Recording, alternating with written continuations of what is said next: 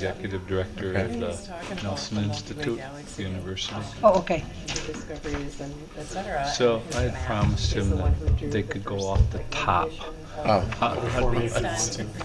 Yeah, just as there's not a public appearances section. I would like to call to order the City Council Committee of the Whole meeting for Monday, October 26, 2015. Would the clerk please call the roll? Alder Thomas. Here. Alder Bussey. Here. Alder Wood. Here. Alder Spate. Here. Alder Holmquist. Here. Mayor Miller. Here. Alder O'Connor is excused. Please rise for the Pledge of Allegiance. Pledge allegiance to the flag of the United States of America and to the republic for which it stands, one nation, under God, indivisible, with liberty and justice for all. All right, I hadn't caught that there's not a public appearances section, but what I'd like to do, I've invited several people. As you remember last time it was mentioned that we would be, in this budget, I would be asking for support for our Great Cities project. And we have two guests here that I'm very grateful that they took time to come speak to us, because I think there were some questions and there'll probably be additional questions. But we have Jason Vargo, who has been instrumental in helping shepherd this through for myself and for staff. And accompanying Jason this evening is Paul Robbins, who's the Executive Director of the Nelson Institute at the University of Wisconsin. So they were gracious enough to carve some time out of their schedules to come tonight to better explain what it is we're trying to accomplish, and what I feel is the honor that Monona could have, being the first city in the state of Wisconsin to embark on this. So gentlemen, if you want to step, because this is televised to millions of people around the world. And it's Monday Night Football or the Paul Robbins Show. So at the podium right there, if you could introduce yourself. Sure. Yep, please do. Absolutely. Great, thank you. My name is Paul Robbins. I am the director of the Nelson Institute for Environmental Studies at the University of Wisconsin-Madison here, and a visitor to Monona on many occasions, especially the Aldo Leopold Nature Center, which is a real gem. Thank you. Hi. Oh, you Go want ahead. me to just introduce Yeah, I myself? think so. Yeah, you may recognize me as amateur MMA fighter Jason Vargo, but I'm actually assistant scientist at the Nelson Institute and also the Global Health Institute at the University of Wisconsin-Madison. So we are absolutely happy to take some questions. I know your questions and our greatest interest are directed to the budget, but I thought I'd fly at 10,000 feet for just a minute to show you what the university is trying to do.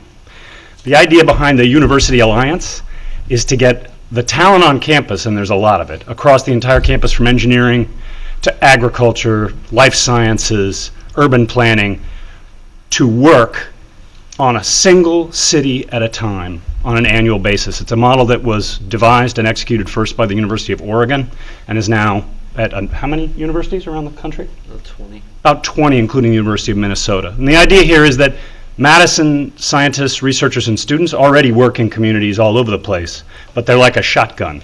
Somebody's over here, somebody's over here, somebody's over here, and they don't always direct their interests to where municipalities have been setting their priorities. So to overcome that, the City Year program, which is part of the Alliance, was devised as an effort to go to cities, ask them to prioritize the most important projects and problems that they can think of, and then match those problems, that list of problems, things that are beyond the current capacity of the city to analyze, engineer solutions, build models, devise policy outcomes, and connect them with faculty and students. So what you'll have by the end of 1 year is somewhere between 10 and 30 classes dedicated essentially to a single city's problems. And we thought we'd start with Monona. It's nearby. It's accessible. It's got interesting issues around transportation and sustainability and an aging population. It's a very exciting place. We know people here. And so the idea now is, starting this next fall, to roll out as many courses as we can that match municipal concerns and priorities, and not the other way around. So the university isn't coming up with solutions to problems that don't exist. They're asking cities to define problems that they can participate in solving. That's the big picture story of it. Are there any questions about the bigger part of it that I can answer? I would say that we do intend courses from across the curriculum. So students and graduate students and faculty from engineering, from agriculture, from wherever it is, that we can find willing partners that match things that Monona's interested in. I understand transportation, for example, is one of those. We have a graduate certificate program in transportation management and policy. Lots of students, lots of faculty who think about this stuff. One thing, Paul or Jason, either one of you, if you would, is, as budgets are tight, we are under revenue caps and under spending limits by the state of Wisconsin, so every dollar is an important dollar in these times. But what I have been trying to message to the council and to staff is the resource that's being brought forth for what I'd like to think are maybe dimes on the dollars, if not pennies on the dollars, in terms of how we can have the full breadth and depth and weight of the university at a $10,000 per unit, or approximately, give or take whatever that's going to end up to exactly be, but how you can give us that kind of quality, and that this isn't just a class, but is actually a professional project deliverable. Right. So I would say that the university already operates with a practicum model of education, research, and outreach, which simply means that major research scientists go to work on public problems following the Wisconsin idea all the time. And the model is that you train the next generation of research problem solvers in what are practical. All right. So our water resource management program puts all of those students and faculty together to work on a problem. And that model is really worth, when you look at a deliverable at the end, tens of thousands of dollars of consulting is what it is, generally for free or very, very cheap. And that's something that we've been very successful with. If you look at the success of this model elsewhere in the country, what has happened is that municipalities are now requesting and bidding to have access to the universities to perform the city year.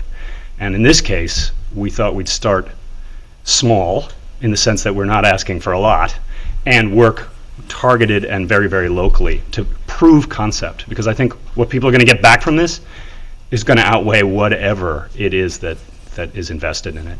There's a lot of free blood, sweat, and tears waiting to go to work. Speak to that more specifically? Just a couple things I would add to that. The first, one of the reasons this works so well is that it's only existing courses and hopefully existing projects that the city wants to see worked on. So this is work that would be done either way. And some of the classes that are most eager to jump into that, the existing courses that fit best in this model, are some of the capstone courses that I think Paul was referring to. So a common concern from cities is getting their value for the money, hiring students to do work. And the capstone courses are senior level courses, and I should say the other section of courses that are very eager and sort of capable and well suited for this are graduate courses in public policy from the La Follette School of Public Policy, urban and regional planning, and also landscape architecture, which are all graduate programs. So you are getting a high level of student participating. But the other thing is that it can help you better spend your money later, because a lot of the groundwork will be better investigated or more broadly investigated and looked at by this work. When you do go to hire a consultant that can come up with the final drawings or plans for a project, you're better informed and you're making a better decision and putting out the RFP for the next round of spending. And could you outline the different schools that have already committed to university year? Is it in the middle on the left column under the courses disciplines? Or? Those are the people that we're targeting and talking to already, the departments. We've been to faculty meetings for urban and regional planning, also talking to capstones in civil and environmental engineering, electrical and computer engineering for broadband and Wi-Fi. That was a priority. Also talking to the head of La Follette about their workshop classes. So they have teams of students that work for a semester on a given public policy issue with cities. They already do this. Again, this is already done in a lot of departments. We're trying to scale it up.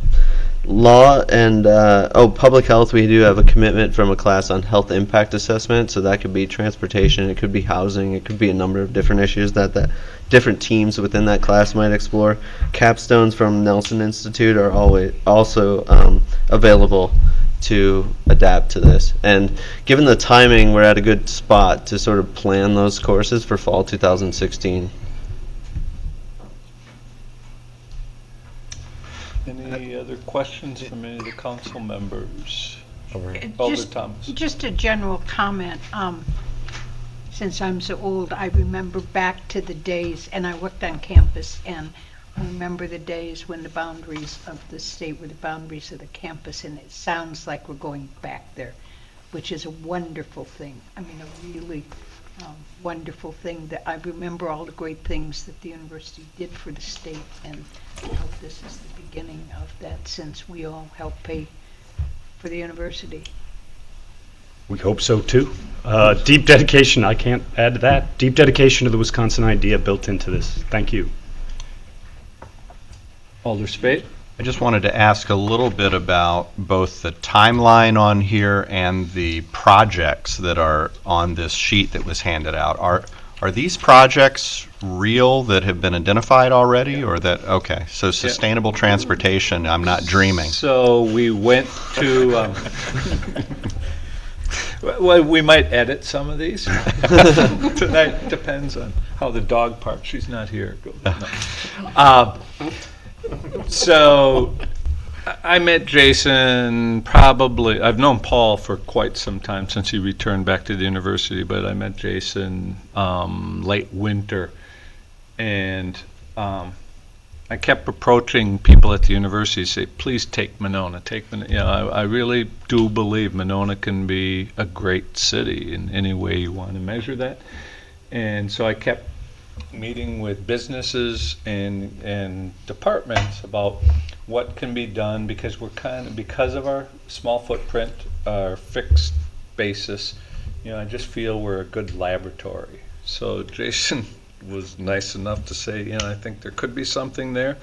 So I brought him into a staff meeting, a Monday morning staff meeting when Pat was still here, and had him speak as he is to you tonight to the staff, just to see who may or may not be interested. And a number of staff, administration staff said, you know, we'd like to talk to them. So that somebody didn't get loaded up, because I think we all agree there's nobody on the admin side that's twiddling their thumbs. They're all working hard. So I just kind of set some ground rules that one project per department. So 4 the departments came forth.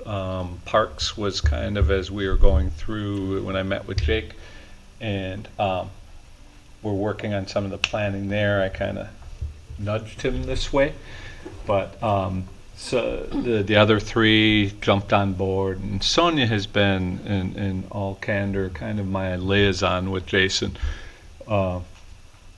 through this, and has helped internally with staff relating the idea. She's grasped the concept early on and ran with it. And so what you'll hear tonight and through the process are 4 different department heads presenting what they would hope to accomplish with university year. There was a question about the schedule. Yeah, well, so since now I guess my question of biggest concern was, were in fact these projects real? Because I'm excited by them as someone who has talked about a number of these things.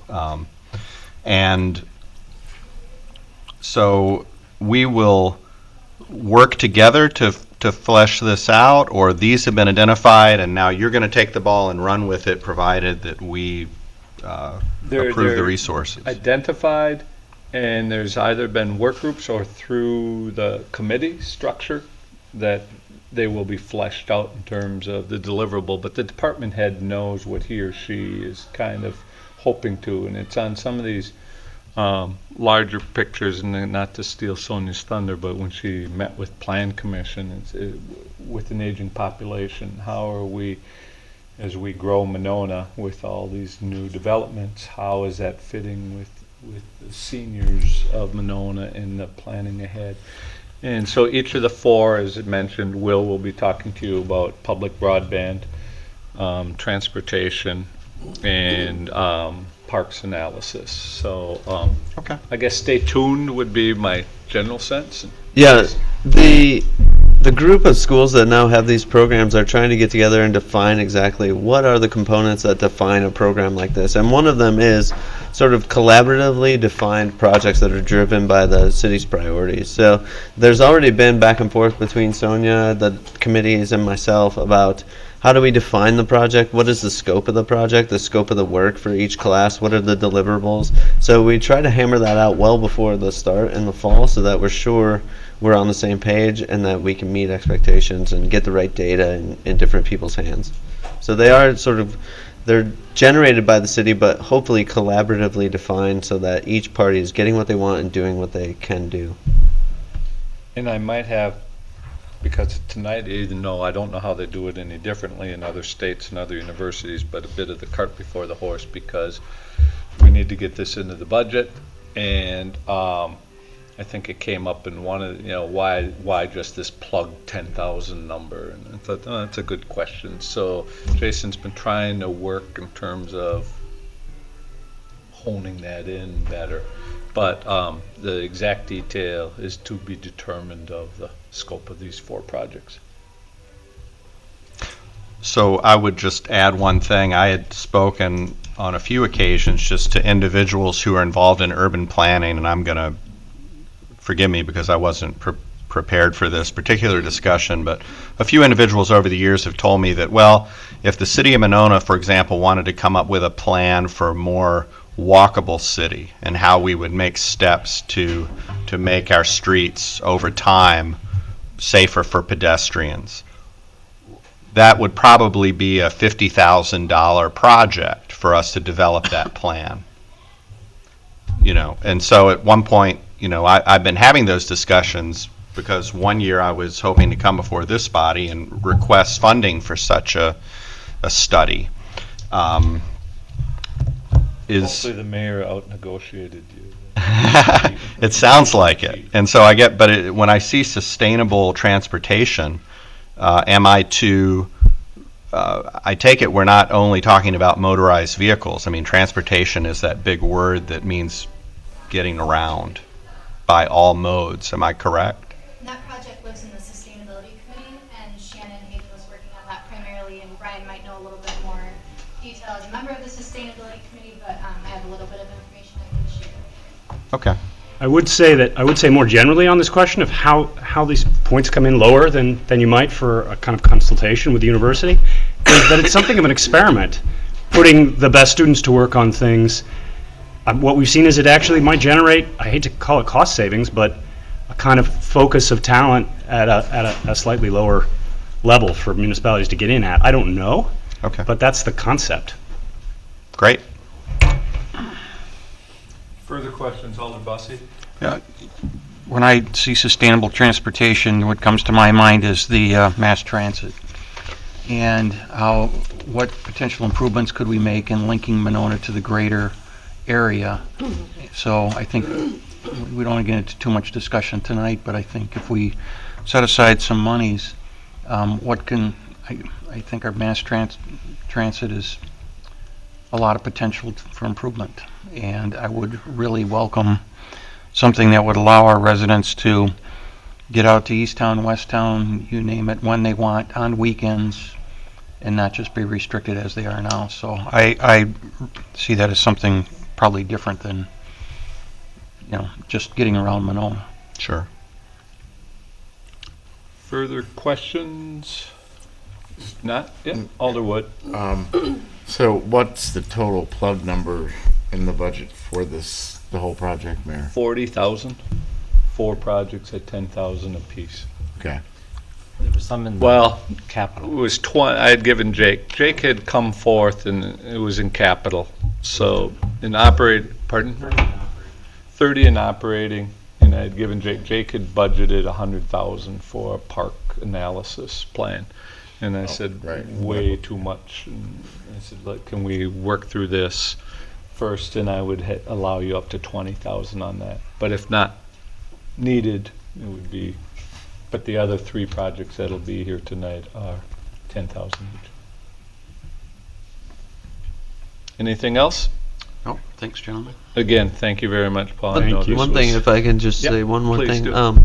Or two. The reason, the reason I got interested or found out about this program was I went to a conference that they hold each year, and I would like to invite, someone from the council to attend that conference in the coming early next year. The organizers designed the conference to be something that you can leave the conference and go back to your city or university and start this up, and they really encourage universities to attend the conference with members of the city they're thinking of partnering with. So I would like to be in touch with any of the council members who are interested in going to San Diego in March. I was just going to throw out So, San Diego.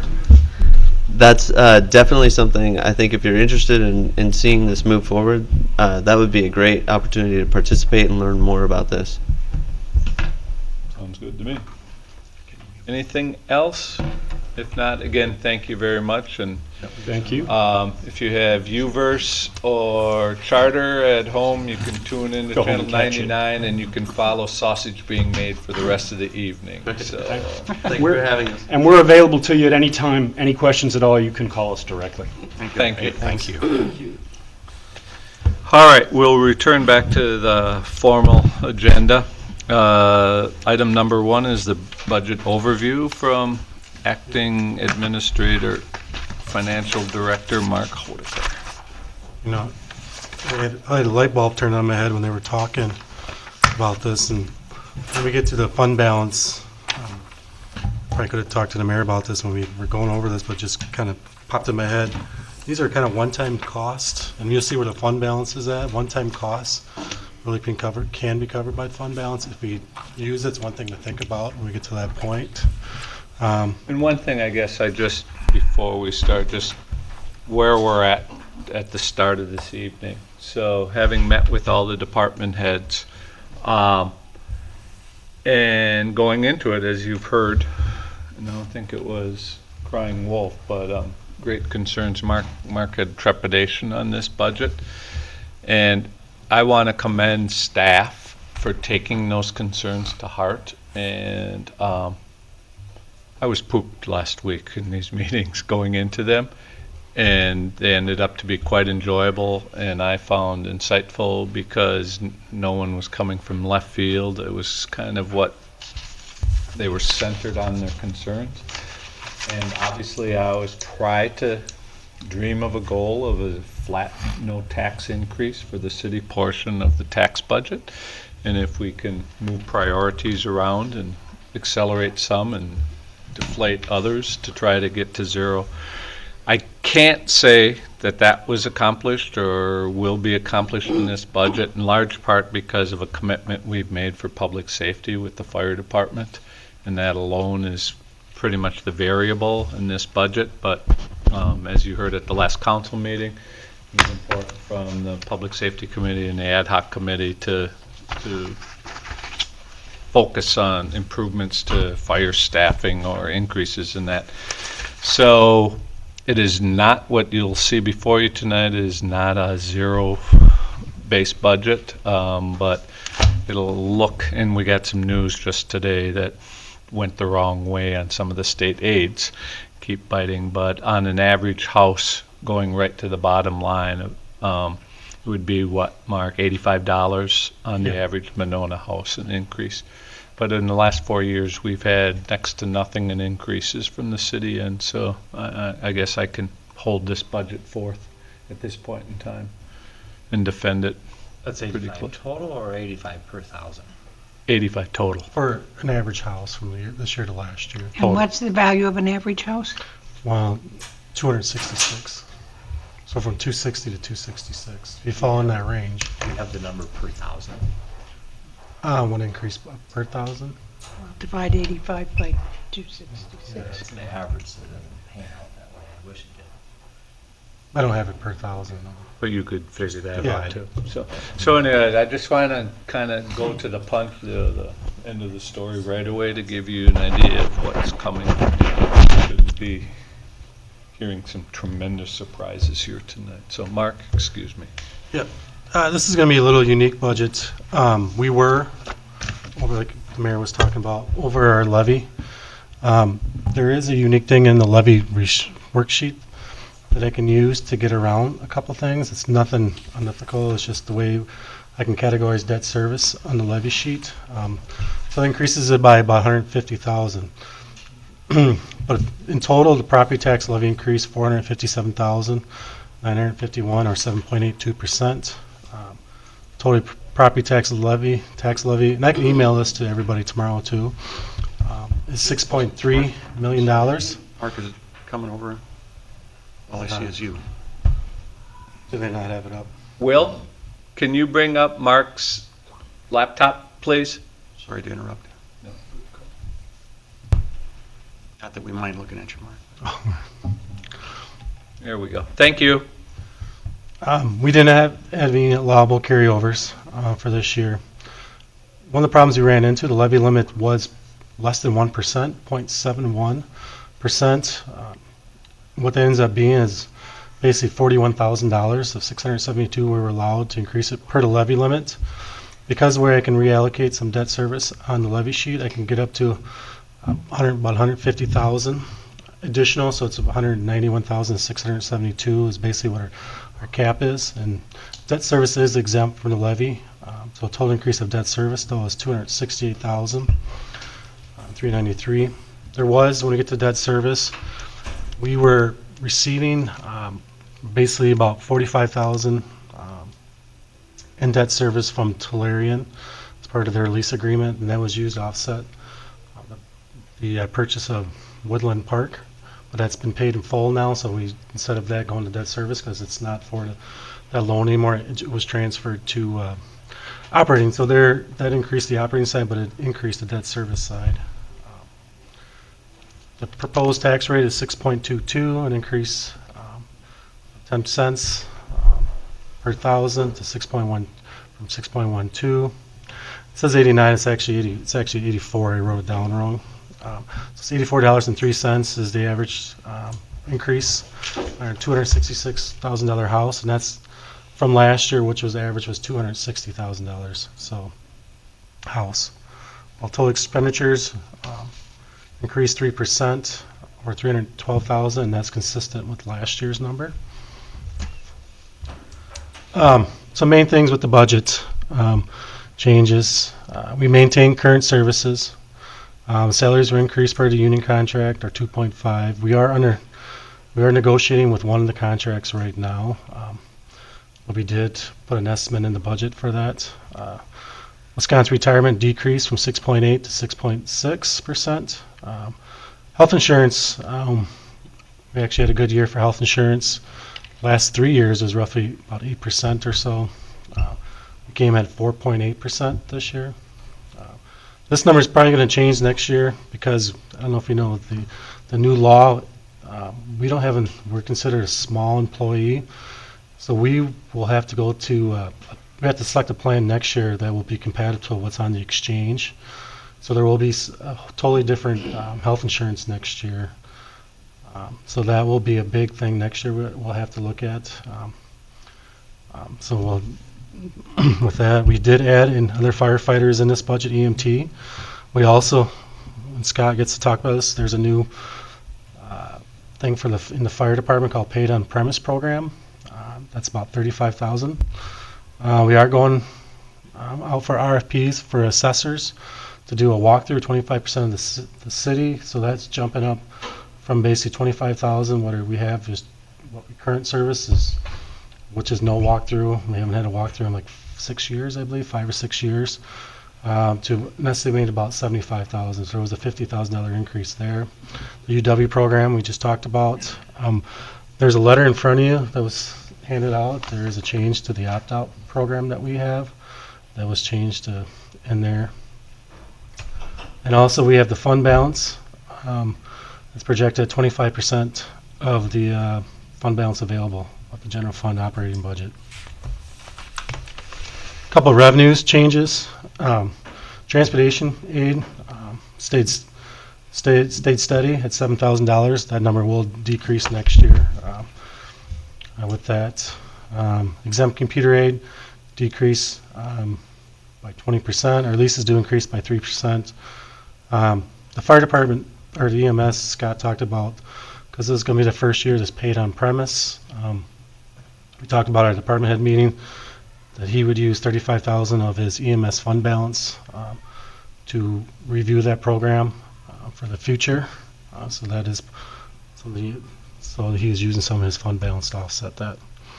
We are only using 2 fund balances: the EMS program we just talked about, and cable using $10,000 of their cable fees.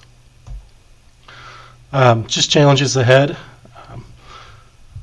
And the public accommodation tax actually went up a little bit this year because we can go back to what our actual was of 2013, and actually was more than what we budgeted. But it is going to drop down in the future years. It goes down. Each year it goes down. From 13, next year we have to use 12's final year. The year after that we have to use 11. I think it goes down to 2008. Unfortunately, around that time, 2008, there was some transition at one of the hotels that probably some of our lowest numbers we've had.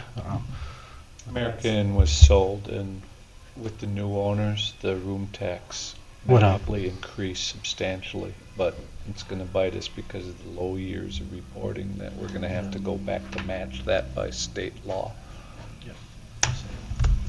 Transportation, we'll see a decrease in transportation aid. We'll have the 2 lowest years coming on there, and we're taking off the highest year, so we will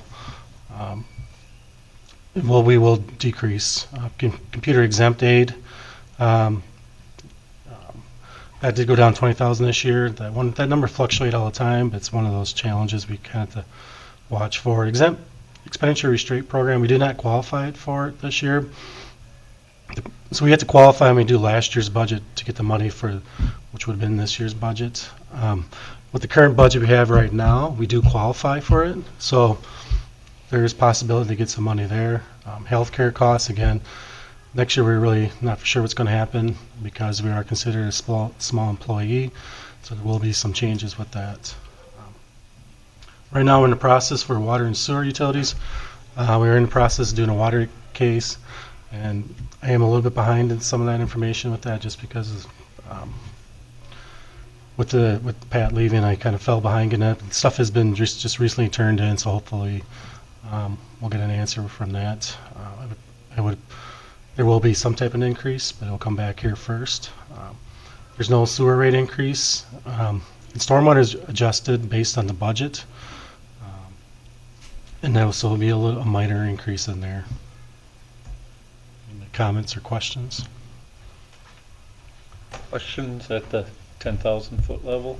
All the space? So you had made the comment about fund balance, and then you had explained the 2 particular fund balances, but then the city has a general fund balance. Was that part of that? We didn't use any money from that fund. We didn't budget any of the fund balance in this budget. When you referred to the 25%, was that the General fund. That is the general fund. Yeah. Okay. And our policy on that is 15 to 20, correct? Correct. Okay. I always leave that to the council because I know you guys seem to play in that. And we did use it last year. Hands off of it. Right. And what is the amount of that? I imagine it's here in front of me, but I just... It's on 1,397,000. page, you can see it on page 1. There's a little box there. Working capital percentages. Oh, yeah. Oh, right, yeah, thank you. Okay, so if we took it down to 20%, how much would we have in the fund balance to apply? It's probably roughly it's a rolling number, because once we use 150,000, the number goes up. So then probably about 100,000. And why? When it's 150,000. 300 is... 300,000. Yeah, Beyond some caps or something no. like that? To get to 20%, I have to do numbers, because when you add it into the budget, Oh, then it's a rolling percentage. Okay, I would have yep. to figure out that number is. And then once but you add it's money. well over 100,000. Yeah, yeah. But then the expenditure, the capital, the computer aid goes down too when you add, so there's I have to balance all of it at one time. So how much do we have that we could, Right now, 300,000, but we can't use it. that we can use? Technically, That But would take us down to 20%? I get that number for the next meeting, exactly what would happen if you had 20% in, or 150,000, what would that end up being? So I'll run some numbers and each different level and get to it. Alder Bussey? Can you go back to one of the first slides? You showed that we were like 400,000 over. Is that what you're telling us here? Yeah, if you go to So we're page, 450,000 over what we're allowed. no, that's, the total increase is So 457,000. 457, and then you, We're basically, the debt service is 268 of that. Yeah. And, the operating is 190, basically I'm around to 190,000. So we technically were only allowed to increase it 41,000. But there's a way I can manipulate the schedule with the debt. is that, and that debt is from Tellurium, right? Is that something that's going to be sustainable year after Yes, year? yeah, So that money's always going to be available now. yeah, So that pushes your 41,000 allowable increase up to 190. yeah, 190. If you look on page 3, it kind of has that breakout. So if we're over, so we're at 457, 190 is allowable. And we're at 189 now. 190 is allowable, we're at 189. And then the, Yep, if you go to page 3 on here, but I'm still confused. Property tax levy increase of 457, that's the 190 and the 268, right? that's all debt service and everything together, Right? everything combined. So the debt service at 268, that's allowed? That's not a... Yeah, that's the tax, that's exempt from the levy limit. And that's what's really driving our Increase. increase, is the increase in debt service. Right, that's part of it. And you're going to get into details on that for us in a second. When we get to debt and- service. Okay. Any other questions at this point in time? All right. Yep. Yeah, I'll just Alder follow Smith. up on what Alder Bussey's asking, because I think I have a similar question. Are we going to get a sense of the trajectory of the debt service? Like, I mean, it seems like that's going up quite a bit. And so I guess my concern would be, how much is our debt going up year to year? I know we look at that when we look at the capital, or at the capital budget, but I just don't feel like I have a grasp on that right now, so. Yeah, I can, next meeting, I can have, Monday, I can have the breakout for the next 4 or 5 years. Okay. I have it on the capital one. That'd be great. Further questions, Alder Bussey? Big picture strategy. So if we use the fund balance to lower debt, is that a good strategy to take? That's what we did for this year, so We did. 250,000. Past. So we are refinancing a loan that's coming up, so that will all reduce that, so it's going to reduce the interest. I don't like the idea of using fund balance to pay for operations, because Right, they start the low. operations should be able to maintain itself, but debt should be for sticks and bricks that once paid We've off. done that the last couple of years, actually. We used it for debt retirement. So we have a loan that's coming up, one of the capitals, that we'll use the 250 from this year and whatever. If you do that again, then we'll reduce. Well, it looked like you weren't using any in your projection. We had budgeted for it, but you No, I weren't mean, if using you it. guys put that in there, I mean, that's what the mayor said. Leaves it up to the I council. didn't put any in. Well, for last year's Because budget, for the exact reason that after everyone has their give and take in it, I would hope we'd consider what we did last year, which was to pay off debt. But I wasn't going to make that assumption at committee of the whole. Okay. That's what I would lobby for before we spend it, but let's see where it all goes. All right, if I don't see anything else, Leah. Leah's on page, Yeah, thanks for announcing those page numbers. if you go on to page 41, I don't know if you're aware what Leah does. She Type in. she, oversees all the IT. And then hit the green Her and button. basically Sarah kind of work with our consultants. So everything kind of is filtered through her. She's the one who contacts them. She's the one that deals with them on a daily basis for issues. 2 things before she starts. There's one called IT Master Plan. That is the $10,000 we were just talking about for the UW program. So that's in that area. I just put it in there for now, but it's been budgeted. And then we did increase the tech support by 20,000 because we are using them a ton. So I'll let Leah talk if there's questions. What page are we on, Mark? I'm sorry. 41. Thanks. Welcome, Leah. 38 and 41. So I don't have much to say. I think Mark sort of covered the basics. $1,000 budget for a University Alliance study. And we are proposing to increase the tech support for our consultants. This is just basically based on what we're spending. We're estimated to be at almost $68,000 in tech support by the end of this year. So it's hard to budget for tech support. It's hard to know what's going to break, what we're going to need, what's going to need attention, what's going to take 3 times longer. Unfortunately, because of Pat's departure, this has changed a lot from what I had planned on budgeting. I was going to ask Pat. McFarland's very interested in talking to us, as we've done with building inspections on the IT side. And these guys just had too much on their plates right now.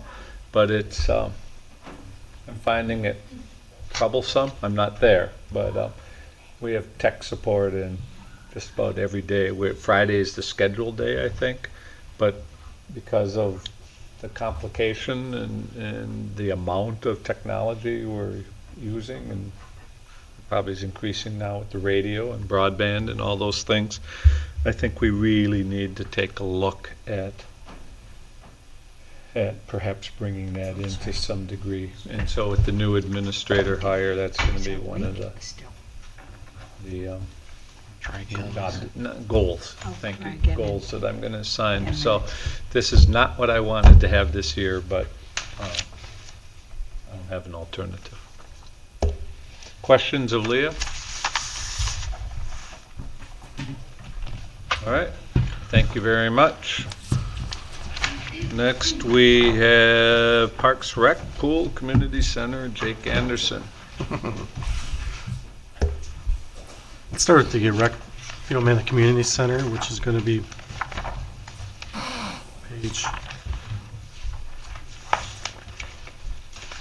Thank you. page 117, 117. Thanks, Jake. Before Jake gets up here, just a quick budget. The property tax levy for this community center did decrease by approximately $2,600 before he talks. I'll let him go.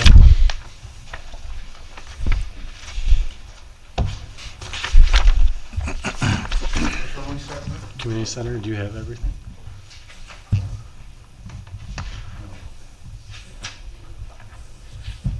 Mark, can you make the size of your spreadsheet larger, please?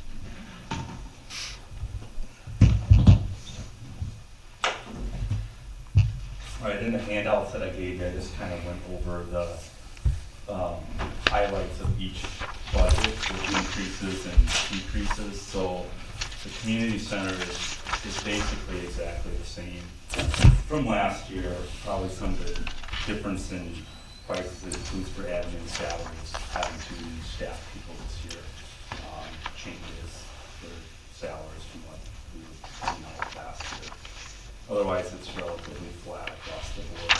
A slight increase in the service contracts that we have kind of escalator agreements with that they tier up based on number of years. And that's found on your second page of operating budget notes. Questions regarding the community center? I'll give you just a second. No? All right. 122 is the next one, the rec. Rec did go up about $5,000, property tax.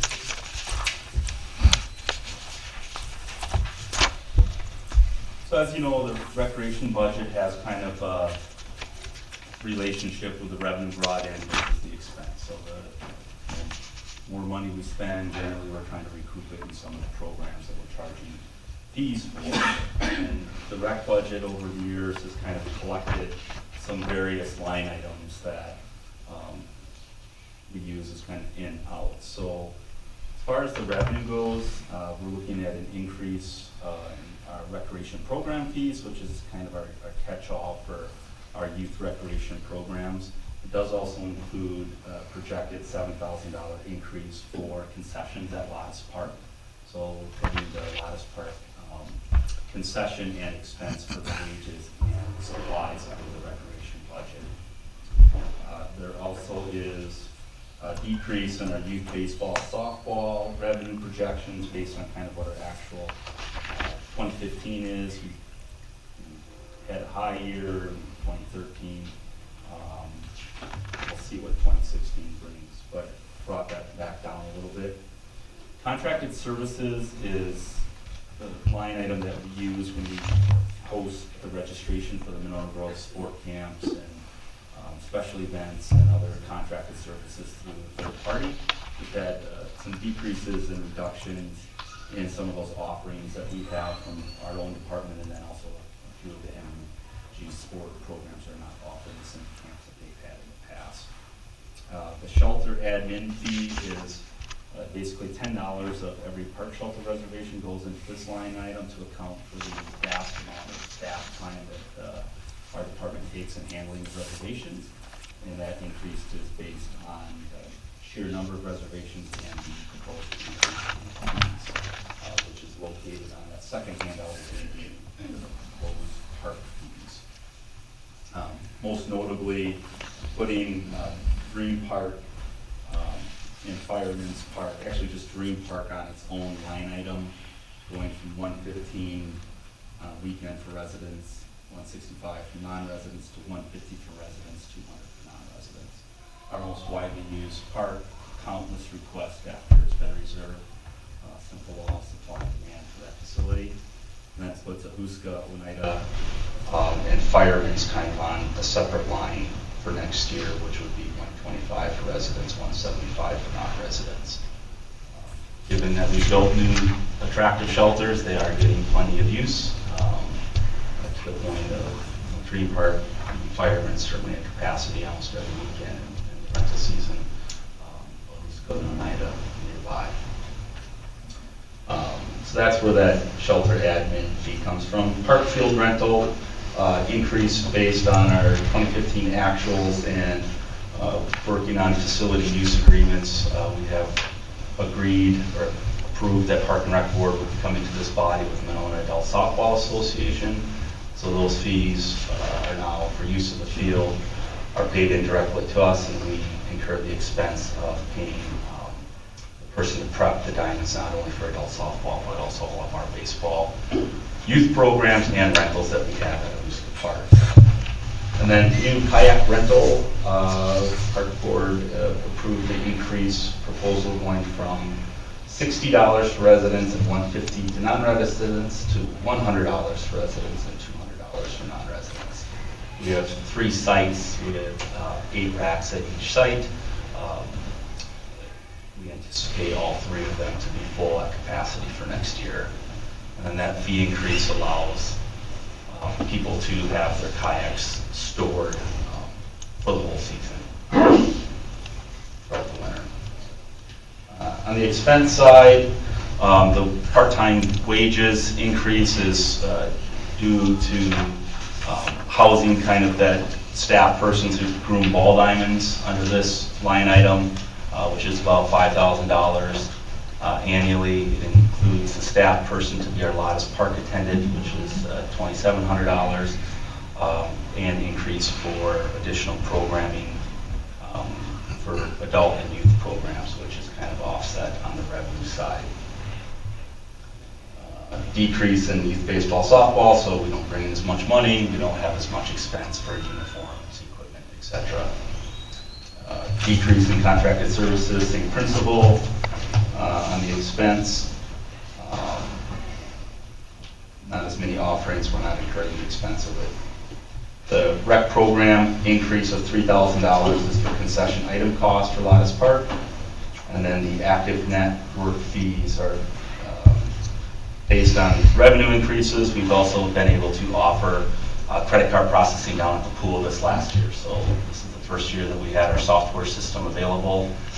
It's wonderful to be able to track participation, membership usage, and also gives the customers the ability to pay with a credit card at the pool.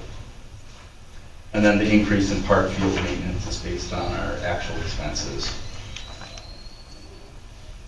on the expense side for the rec budget.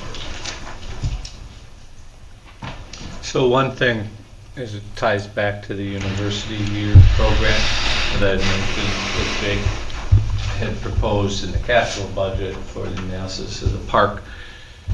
Since that happened, a lot's happened, as you know, at Winnequa Park because of the contamination of the waterways. So I've told Jake to freeze, don't touch anything, don't do anything until we do the analysis. But the one thing that we have been struggling with, and I think we're in agreement that there's the need, it's just how we go about that, but it's a Huska Park. Huska Park, as you saw both days this weekend, is beyond capacity for parking. And between baseball diamonds, was it flag football this Flag football weekend? tournament And this they were last week. parked all over God's Green Acres and with the farmers market. You know, it's really full. So Jake has been kind of proposing more asphalt, which I'm not a big fan of, for the impervious and how do we do this. So what Jake proposed, and I really like this idea, is can we engage the university to do a Huska rather than Winnequa in terms of how do we fit all these incredible activities that are going on and stage it and park it.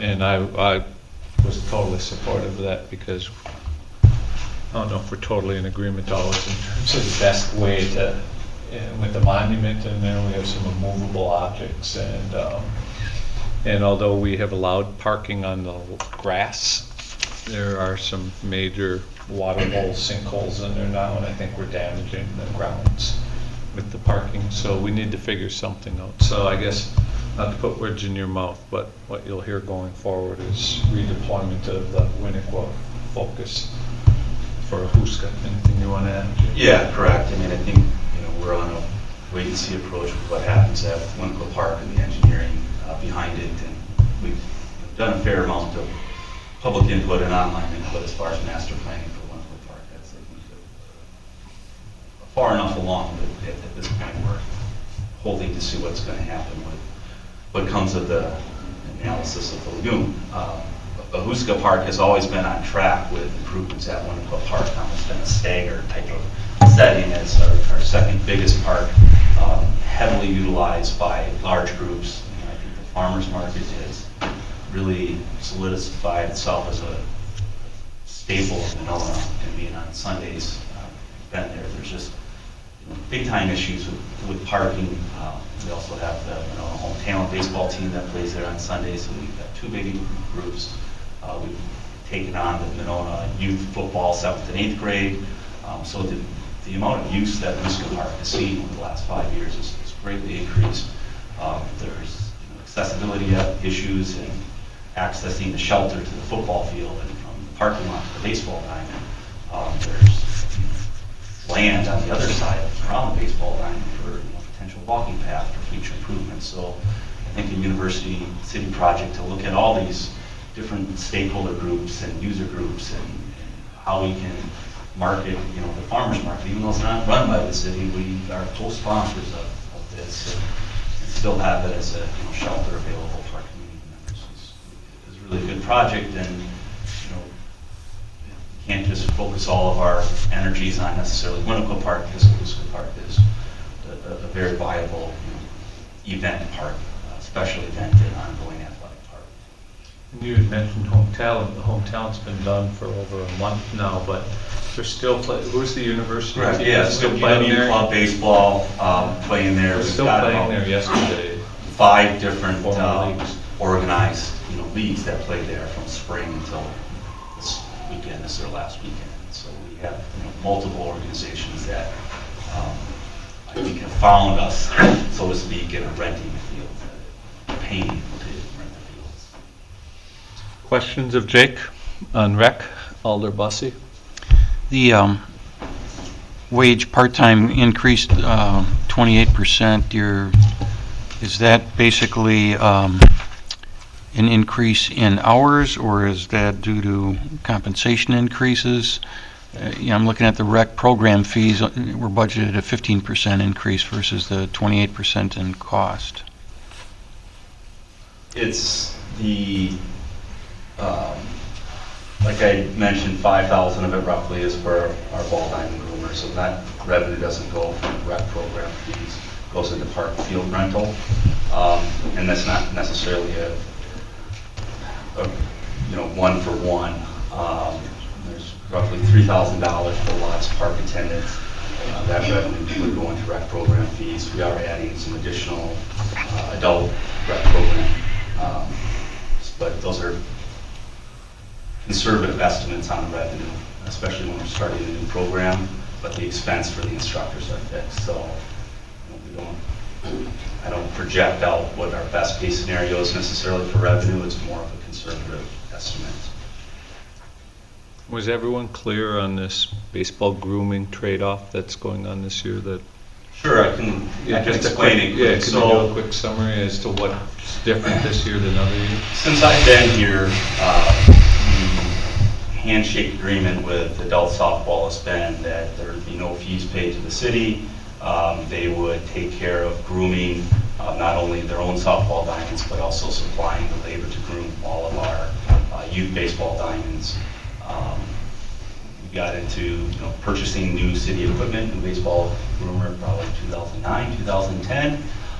We've also taken on additions and changes to our baseball and softball program, having tournaments, and then the increase in groups using Huska Park and kind of having to work and negotiate with this individual to groom that diamond and pay that person directly instead of having it all come through the city. And in talks with the Adult Softball Association, one of our goals has been getting all of our existing user groups on a facility use agreement that's fair and equitable, and money coming into the city that can then be used to improve the fields. And frankly, the Softball Association was kind of given a short end of the stick based on the amount of diamond grooming that we were getting, not only for our programs, but for some of these other existing programs. And there's issues with insurance and people using private vehicles and public equipment, city equipment. And so that was better served to have that position under the Park and Rec Department. And so we're working to we do have a facility use agreement in place with an adult softball, and we brought to this board for final approval, but it has been approved or recommended by the Park and Rec Board. But we also take on all the responsibility and the staff cost to maintain the diamonds, not only for the Adult Softball Association, but also all of our programs and the rental groups that are using our facility. So that impacted some of the expense line, right? Correct. As Alder Bussey's asking because of that Correct. change. But at the end of the day, it gets close to Yeah, letting it gets out. close to being a wash. I think part of our program fees for baseball will kind of absorb some of those expenses that we have. Further questions? The next category is the pool. 134. The pool stayed steady from last year. $40. Property tax wise. $40.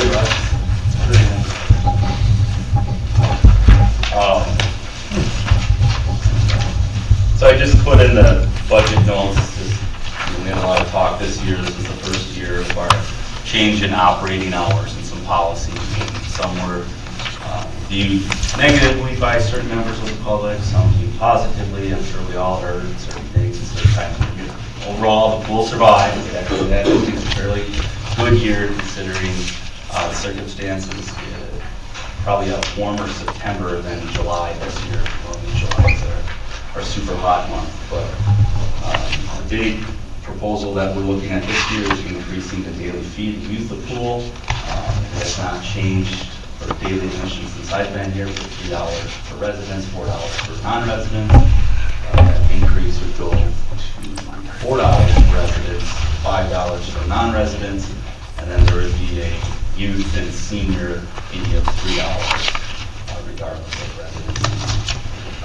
So we have kind of a slight increase in our season pass sales. That's what we had, 38,000. We met that goal actually this year, and that was due to some more aggressive marketing for our preseason special. We lowered the actual Monona price in 2015, generated the most amount of family passes sold in 8 years. So we're seeing our Monona families purchasing their pool pass again. It's really people looking at the number of times they're going to come to the pool, and whether they can buy a 10-pack punch pass or a season pass or daily admission. We really encourage and want people to buy the season pass. I think overall for us it's a better deal to get that money up front depending on what the weather's going to be like. Like I had mentioned before, projected increase in daily admissions. That's again, I think, a conservative number based on where we're at. With our new system, we can kind of track the number of non-residents, people paying daily admission versus residents. There are about 65% non-residents paying the daily admission to use the pool versus residents. So we kind of project that math out. I anticipate, depending on whether that daily admission number will be even higher than we have budgeted, but daily admission is direct correlation on temperature. The higher the temperature, the more money we bring in for daily admission. The lower the temperature, it's 85 degrees and higher, we'll have a very good day at the pool. If it's less than 80 or high, it's not going to be financially that good a day. Swim lesson revenue is actually decreasing a little bit based on what our actuals were this year. We kind of had the same exact program from 2014 to 2015. The only thing that really changed was the times of when those swim lessons occurred due to our operating hours change. Our evening swim lessons got pushed back a little bit. So we think that might be one of the, not drawbacks, or things that happen based on having a longer open swim time, which may increase season pass memberships and daily admissions, but that last time slot, for me as a parent, I think it was great. I'm not sure why the other people haven't thought about that. So we did dip them down a little bit. I want to see what happens with this year, if it was just a one-year flip or if it's more of a trend. And then increase in concessions based on the number of what we call our van rentals, our semi-private rentals during open swim hours where people can have birthday parties and get tents set up. And we talked about in the Capitol having a more secure ongoing tent to support that. We see those revenues projecting as well. On the expense side of the pool, change for part-time wages based on those expected number of hours. For our hours of operation, expected wages on new and returning staff. It does include a small increase for new hires and returning staff with a graduated pay for the month of August.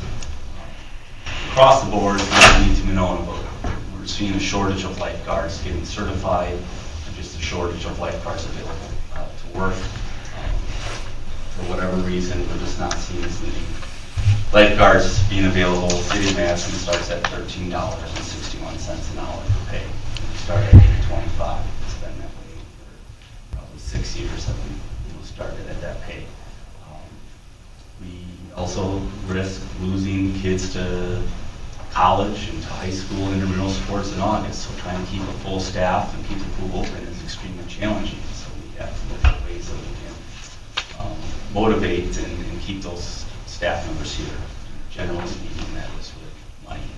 So it's not a lot of overall increase based on what we pay out already for staff, but I think it's enough that will help recruit new lifeguards and help retain the ones that we have through the end of the season. And then just an increase in concession expenses due to supply cost increases projection. Everything else of the pool stays flat. Questions on the pool? Lundquist? Jake, the only thing I saw that I don't think you talked about was the season pass for the non-resident individual and family. Correct. So we have 200, roughly 204 this last year of Monona family passes. The number of non-resident season passes was 44. And so when we look at what our daily admission totals are, 65% non-resident. When we look at our swim lesson participants, 50% non-residents. And then we look at our pass holder non-residents, way less than that. And so every family that we've talked to and polled, both informally and formally, it's all fee-based. It's that the price of a non-resident season pass is too expensive for what they would probably use the pool for. So we are looking at what that balance of revenue coming into the pool for season passes versus what we're willing to subsidize at the pool for our Monona families, especially that use the pool. Talk to Monona families that have memberships, and they say, don't bring a bunch of people into the pool. We like it this way. It's nice and comfortable. If you talk to Monona residents that don't have season passes, they're going to say, I don't want to be paying a bunch of my property taxes to support the pool. So there's a balance that we look at. And so I'd actually proposed even less than Park Board had increased it to 190. So it's still a decrease. We're still hoping that we can encourage more families that are utilizing the pool for other services to purchase those season passes. Any additional questions? Thank you, Jake. Yep. I'm sorry. Park budget. Yeah, just kind of to follow up on that. Yes, I do have a concern with the increase in the daily admissions. Even though it's only $1, it's still it's 33%, I guess, for residents and 25% for non-residents. So but the idea is basically to have that the season pass, you get enough of a break on that to cover that cost. Exactly. It's just another way to promote the season pass. I think The problem, can I just follow up? The problem I have with that, though, that assumes that somebody has the money up front to pay for that season pass in the first, that they don't have to sort of budget their money through the summer to pay for those passes. So, well, just wanted to throw that concern out. Something you may revisit. We'll see, I guess. I would just chime in, though I don't have the exact numbers in front of us, but we did look at other municipalities and what they're charging for pools, and we're really trying to stay in line with what the municipal pool market is, and so that was part of what drove that. Right. Doesn't create any more money, though, for people who don't have it, so. No, that's true. Yeah. Sorry. Alder Thomas. Just a comment, and I actually said something to Brian. If I look at the cost of using the pool versus hockey, soccer, dance, taekwondo, I think the pool is a great deal. I mean, it's a nice balance between affordability and paying the cost with a slight subsidy from the taxpayers, which, I mean, I think is a reasonable thing. we love people using the pool at all hours. Okay. If there's not any additional questions, next. Jake oversees the park department. Okay. So it's on page 93.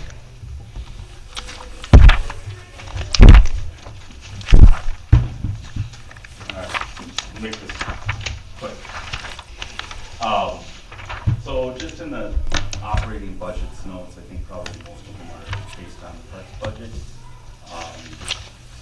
When we look at increases for part-time wages, expenses, we say, well, what's changed since 2 years ago, 3 years ago? Why are we highlighting this need now? So I just put it out there for you in kind of bullet points on what changed. But 2014 was the first year that kind of had the parks budget under my purview from before being under Public Works. And so 2013, we had one full-time staff member under Public Works taking care of the parks, and then we had also had kind of a .2 position from water utility that was helping out with the pool. The pool started up, checking it during the year and helping the shutdown. When we transferred over, we kind of went to one position to take care of not only the parks, but also the start of the shutdown and ongoing operation of the pool. When we go from kind of that 1.2 to 1, it increases the amount of time that we have in the parks during those busy months, April, summer, September. We've increased what we do, programs, and especially special events, tenfold in the last 5 years. We were at the Fall Festival this year. We have our Halloween Spooktacular on Friday. We've got 560 people saying they're coming on Facebook. When we first started the event, 50 people showing up. Snowshoe hike, according with all the Leopold Nature Center, City of Madison Parks. There's a lot of time spent in setup and with that, the person responsible for the parks, our Easter egg hunt, our breakfast with Santa. We have a lot of special events that we utilize our full-time park staff for. We've increased our city-owned properties that we mow and maintain, and that falls under the parks budget. So lots on Monona Drive, the proposed waterfront Chase Bank area. Smaller things like pruning and pulling weeds of landscaping beds around these new generators that we put in. All of our new park signs that we have landscaped. Some of them are taken care of volunteers and some aren't, but even the ones that volunteers take care of, we add mulch to. New facilities. The improvements we've made in the park system over the last 5 years have been wonderful. Fireman's Park, Oneida Park, and now Lotta's Park. Playgrounds at Frostwoods and Arrowhead all have increased the use of our parks, the amount of people actually visiting the parks and enjoying them. That increases the time that we have for cleaning of bathrooms and shelters and inspections of these playgrounds and ball zone surfacing and just general maintenance. We've taken an initiative to add recycling cans to every park and playground. Went from probably 60 total cans in the system to now over 100 cans. Those all have to be checked. Typically on a normal weekend, we're looking at 4 to 5 hours of cleaning inspection. So these are things that have changed. I think it's easy in parks because it's visible. We've seen it. We also look at the number of people using and renting the baseball diamond. That changes our mowing schedule then. So we have, maybe we got away with mowing the Huska once a week before. Now we're mowing it twice a week. When we're looking at certain programs that require mowing at certain times, that's when we need the additional help. So the one thing with parks that's not included kind of on Parks budget, but we did at Parks Board have a fee increase that I mentioned earlier. So our budget goal this year was $19,000. We actually had $20,475 actual, and we're looking at that increase to $24,000. So it doesn't directly see it in this budget. There's some offset with revenue based on park shelter rental. The increase in part-time wages, I have it broken out for you. And then on the bottom paragraph, I kind of highlighted what those increases were or where they were at. The one thing that I'm looking at in this budget, approved as proposed, that our full-time parks maintenance position is transferred to a parks working foreman, similar to what we have in Public Works, but street foreman and water utility foreman, where a certain percentage of the time would allow for supervision of the seasonal staff. Take a lot off of my plate to allow for greater overall department supervision and direction, inspection of what we have for playgrounds and shelters. And so the work still needs to get done. There's a lot more of it, which is a great sign that we have people in this community and from outside of this community utilizing our facilities. one thing I wanted to add since this transition's made, because these are pretty disparate departments, Public Works and Parks. And I've been very impressed between Dan and Jake in terms of their cooperative nature of this handoff, and during lulls, they backstop one another somewhat. And I don't know about the rest of you, but I don't think I've seen one bit. I don't want to say it got better because it was done well, but it certainly hasn't gone backwards, having parks maintain our grass mowing. And I think they've done an excellent job, actually. So I just want to thank you, and I'll say the same to Dan. Any questions for Jake? Yes, I just wanted to add something as chair of the Parks Board. I just want to remind the council, I mean, I realize it's tough to look at this and see that, you know, wow, we're spending more money on maintaining our parks, but we did have the conversation last year that we've continued to build these wonderful shelters, at times adding shelters we didn't have, or creating shelters that are so much nicer than what we used to have that now there's a demand for them. And so now, for better or worse, we're going to have to maintain those buildings and, you know, clean the toilets and empty the garbage cans. And hopefully this council will support all of that. But now that we've built them, you know, I guess I warned us that if we build all these shelters, we're going to have these expenses, and now we're facing them. So. Any other questions? Thank you. Oh, Alder Bussey. The wages that you've got are going up like 42% due to this new position. That individual, I assume, is going to not only supervise but also wear the tool belt and supervise. Absolutely. And some of the other budgets saw savings in fuels and additives. Is that something that could be looked at for? Yeah, I just left it the same. I guess we'll have to see what the actuals were, but The actuals right on line to like 9,000 or 10,000 this year. I think where he's at right now is pretty accurate. But as far as other departments, there was. Other departments, you'll see decreases. Why wouldn't there have been the same savings? We took on a truck this year, so we added another vehicle into the fleet that wasn't there. It wasn't before. That was kind of the bigger thing. Okay. All right. And you won't see all those line up perfectly, Alder Bussey, because some departments have more diesel than gasoline. So okay. That was one of the things I wondered about too. And oh, that's right. Public Works uses diesel trucks, and other departments tend to be gasoline-driven engines. Alder Wood. So what is the assumption that we're using for gasoline for the 2016 budget, Mark? Roughly around 2.5.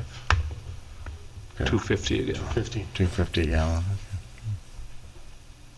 I think we might beat that, but Well, I heard we might, today but this is where the way the gas prices keep bouncing up and down. Yeah, I heard on I don't know, one of the news channels this morning is pretty much right now is where they think it's going to stay unless there's some world event that, because everything's kind of hitting an equilibrium right now. So our 232 a gallon will be here maybe till Christmas. Alderwood? Just one other question, Jake. Are you going to be in charge of the division of dog parks then as well, or? You haven't seen Mayor O'Connor's. You haven't seen Alder O'Connor's budget amendments already. She wasted no time in trying to jab the mayor. So stay tuned. If approved, I believe that would be That would be With a great smile, correct, Jake? right. Right, look at him. He's I ready. would say our trash dog. cans It now did say are dog parks. lots of by the way. Oh. Plural. I like the way you think, Alderwood. So- All right, any further questions? Thanks, Jake. Good job. Next. Eric is next with the library. It starts on page 110. I would note on Eric's, his committee, so Eric proposed something and his committee approved something different. His is, I think there's like $6,000 difference between you approved and what the committee approved. There's a difference between the proposed budget, 2018, because there was some changes that were made after to the health insurance. So that's a final difference. But go ahead. Eric? So, it's a status quo budget. Maintains all of our services, all of our collections, our staff. The difference is going to be on the county aid front. This year, when we talked about it at length last year during the budget process, and the uncertainty of the county aid in future years. And we did anticipate a drop in county aid, and that did come to fruition this year. It dropped by about $4,500, which it's not nice to have a drop like that, but it was less than I had feared. And going forward, talking with the folks at Dane County, we can probably expect another similar drop next year, and then it's flattening out. Because what it does is it takes a 3-year average of your circulation and usage. And in 2014, had our lowest circulation in the past 5 years. This year, it's back up. So I think going forward, it's going to stabilize. So that's good news. And that's something that we didn't know at this time a year ago. So I did propose that the city go a little bit above 2.5% in their increase. I'm going to cover that. On the expenditure side, we did reshuffle some of the salary lines. We made a person who last year was in this permanent library salary line into the wage line because he was a former union member. The salary line is basically all of the management team. So that's why that number went down and why the wage number went up. The health insurance did increase pretty significantly. We had 2 employees that were not included in 2015's budget for full coverage, full family coverage that are in 2016's budget. So that's the reason that number is higher. Otherwise, I mean, it's pretty much business as usual throughout the rest of the budget. The library board did ask in their department, in their committee budget, for an additional $6,000, and just to go over that, an additional $2,000 for programming, so from $2,000 to $4,000, and that would be for both adult and children's programming. And our operating budget covers about 1/3 of our total programming budget. The rest comes from Friends of the Library, grants, other sources. And then $2,000 for additional children's books and $2,000 for additional young adult books, specifically between market, which is ages 9 through 13. And it's a growing area of service, and it's one that what we have is very good. We need a lot more of it. So that was the thinking of the library. Questions of Eric?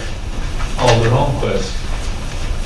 And I just want to make sure I heard it right around the county aid. It appears as if it's broken in 2 different lines. One for operation, one facilities, and one appears to have gone down 8,000 and one has gone up 5,000. Correct. But I thought I heard that.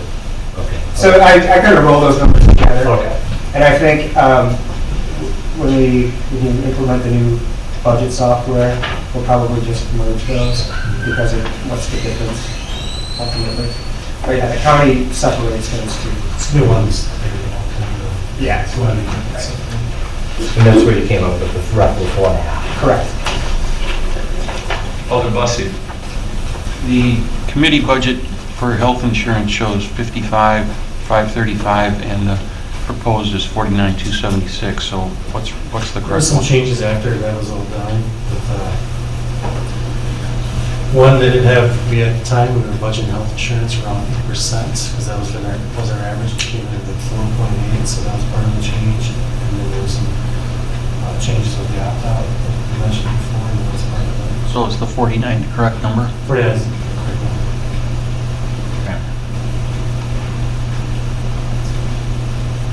Additional questions? Hearing none, thank you very much, Eric. We now have the planning department. Sonia.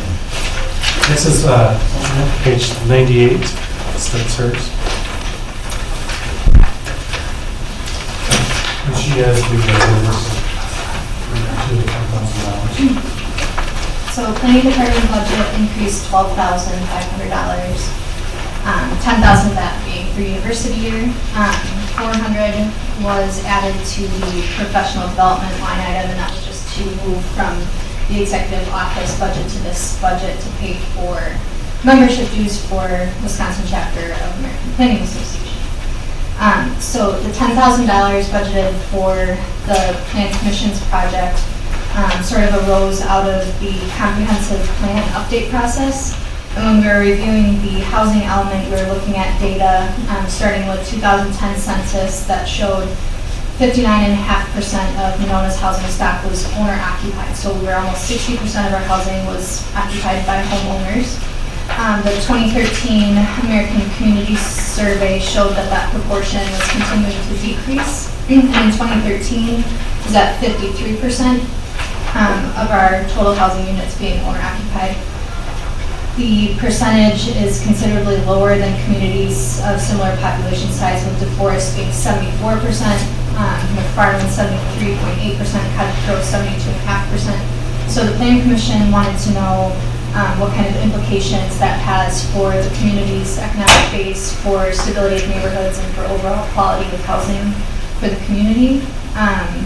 So naturally, this was one of the projects that rose as one of the priority projects for university year, hoping that the students could look at analyzing impacts of this continuing decline on the tax base and the stability of neighborhoods, and hopefully to recommend some policies and programs that would support a desired mix that comes out of that housing analysis. So that was the Plan Commission project. I think there was a lot of support at the committee level for that project, with just a little bit some questions about where exactly that $10,000 budget is going. So Jason Vargo, who was here earlier, pulled that $10,000 number from a project example in Tennessee that the university there had worked on, and a large portion of that cost was going to travel and student travel, but that doesn't make a whole lot of sense when they're just across the lake here. So looking at that could be reduced at least to $7,000, which is what he laid out on the sheet that's in front of you. There are some opportunities and costs associated with public outreach events that would come from some of these projects. In the Sustainable Transportation Project, which I'll describe briefly too, there's an opportunity for public community charrette to bring in different stakeholders and do some surveys, outreach around those types of things. So that's one example of where costs would come from. The sustainable, before I move on to that one, any questions on the housing project? I guess one more thing on that, aging in place was thrown out, and I think rather than that being a focused project, that could be a component of this one. So the Sustainable Transportation Project is living in the Sustainability Committee work, and this was being coordinated by Shannon Hayden. So I'm only going to summarize what I see written in her documents, but the idea, I think, was to look at multimodal connections and networks on transportation routes that we already have for things like walking and bicycle safety, and ways that that can be improved. There were some notes here for things other than just bicycle and pedestrian, but opportunities for car sharing or ride sharing, and if it evolves into something more than that, some sort of mass transit issue like public buses pointing out.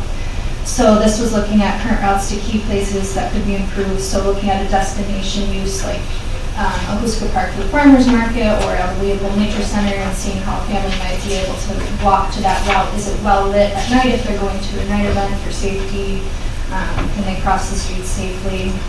And also safe routes to schools for children.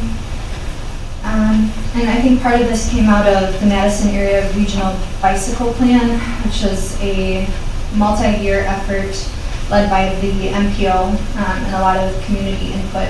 And they had a map in their document that showed a large census tract that takes up about 25% of the city, having a concentration of both low-income, no-car households and other social justice factors, including race, income, access to vehicles, and a higher than normal amount of health disparities.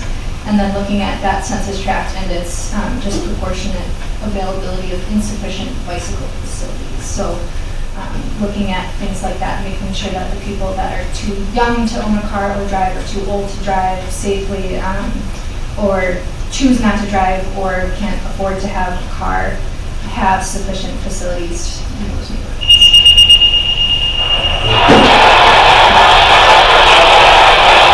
Questions of Sonia? Or Shannon before? Hollywood? Actually, a question more for Mark, I think. So would any of the university year be eligible for TIF or other capital funding? There's more, not for these projects, we're not considered such projects. Even though we're talking about planning for long-range transit or transportation facilities? Because you're taking the city as a whole, you're not just doing it to one area of the city. All right, okay, well, then capital, just as a capital, could we fund any of this through the capital budget rather than operational, whether it's TIF or something else? We are funding the one project, the Huska Park is funded through the capital. Okay. These So I are- guess my question, you don't have to answer it tonight, but would be, why, Wills might be able to. Lazy Wills. Wills might, the broadband one might be able to. Okay. Because that's for whole. Yeah, I think that actually would be a logical choice. But If you're looking to fund, I would look, if you're looking at the use of fund balance, these are one-time expenditures that will never be around again, and you're talking small dollar amounts. I mean, that's the thing to look Sure. at too. But on the other hand, Wills is not on the taxpayer roll because it's. No, his is in the IT budget. This is Oh, it's in the IT, that's right. it's Yep, charter? That's true. But he'll talk Yes. about when he comes in. Okay. Were you done? Yep. Alder Holmquist? So when I missed the last two sustainability meetings because of competing meetings those evenings, and when I review some of the notes and look at what they tentatively put together for the project around the transportation study, it doesn't appear as there is some targeted areas. At the same time, I'm not sure if this is a project that rises to the top given some change in personnel. When this was presented, it sounds like it was coming not only from Shannon, but also the sustainability group, but with changes there, is there going to be someone on the city side that's going to be the champion? 15% of the job requirement is sustainability. It's specified in the job description and the research. We had very little. I don't know if we have any news on that today, or I think we have. Someone, Dan, was hoping to select. And that was a requirement I had, that we redid the job descriptions to make sure the sustainability aspect was. It is in his job description. Yeah, it is, which it wasn't before. So I think we may have hired someone, but I don't know that for. Not officially. No? Okay. No. It's been offered. Okay, there's been an offer put forth to someone. I Alder guess Spate? I would ask Alder Holmquist to clarify your concern. So we have a project that when it was kind of pitched to departments, that there were some departments that demonstrated an interest in a particular project that might be a focus for the university year. And the person that was going to head this up is no longer with us. Right. And so I don't want to fund a particular program that might not be championed. Yeah, I think stay tuned would be, let's see what happens with this offer, and I think you would find it to be amenable. Because you're right, Shannon was right in there with Sonia as being champions of the university year, so she was a strong proponent, but I think her replacement may, I don't know that for a fact, but we'll find out. Sonia? Shannon also got a little subcommittee together of the sustainability committee. I think there were 3 or 4 people that were highly involved in the details of it. That would be enough to inform the next person. And she also pulled out some goals from both the sustainability plan and the comprehensive plan where those things overlap. So planning commission would be nice to be involved in that. That's one of the new person's goal. I mean, that's- Yeah, I think it's, knock on wood, I think it's going to be good. So, Alder Thomas? So, It seems to me that this includes mass transit, and I'm wondering why mass transit why this isn't a joint group that I involves. think they will be.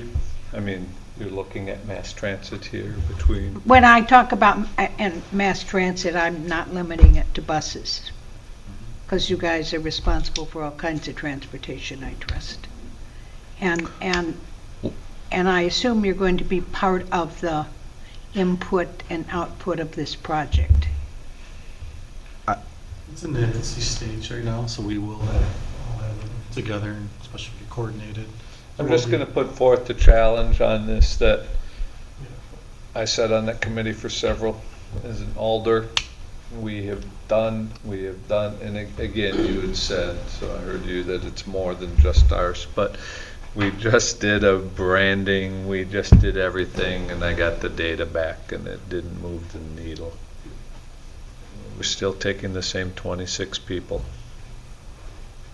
Well, I mean, our ridership has gone up 10% a year for the last 3 years, so. Consistent, though? Yeah. I mean, across the board? Okay, I didn't see that. To qualify, our ridership has continued to grow with our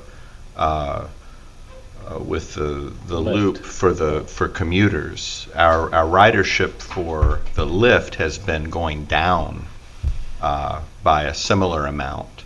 Maybe I saw it combined, so. Yeah, so. You saw the loop. Yeah. But if I might, I mean, I think when you talk about, that's why I asked the question earlier about sustainable transportation. What does that mean? Because if you have to get in a vehicle to go somewhere, that's not sustainable transportation. It doesn't matter whether that's a electric powered minivan that carries everyone around town from bus stops, or whether it's everyone having a car. And no one is challenging that we will have vehicles. It's just an issue of whether or not you have that variety of options, and whether it is actually possible to safely walk around town as an option. I mean, that becomes a starting point for sustainability. One of the things which the Sustainability Committee knows a lot about is that walkability is something that many people look at when they look at a community, and to rate whether or not it's a sustainable community. So these are all parts of it, and I would hope that we would be looking at all of them, from transit to pedestrians. The focus of this was to be more multimodal connectivity for bicycles and pedestrians on existing routes that we have, something that's more manageable to deal with. But with the interdisciplinary nature of the courses that would be working on it, I'm sure they look at other things. Okay, any additional questions of Sonia? Thanks, Sonia. Next is Scott, Fire and EMS. The fire department starts on 61. Are we missing something exciting out there? No, not as of yet.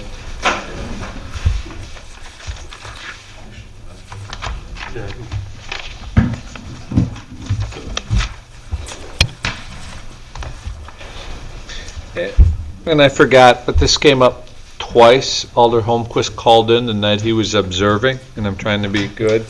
But we've been a little lax about microphone placement, and the reporter from the paper also made the same mention. So when you are speaking, if you can put your mics in front. I always forget that too. The viewing public appreciates that.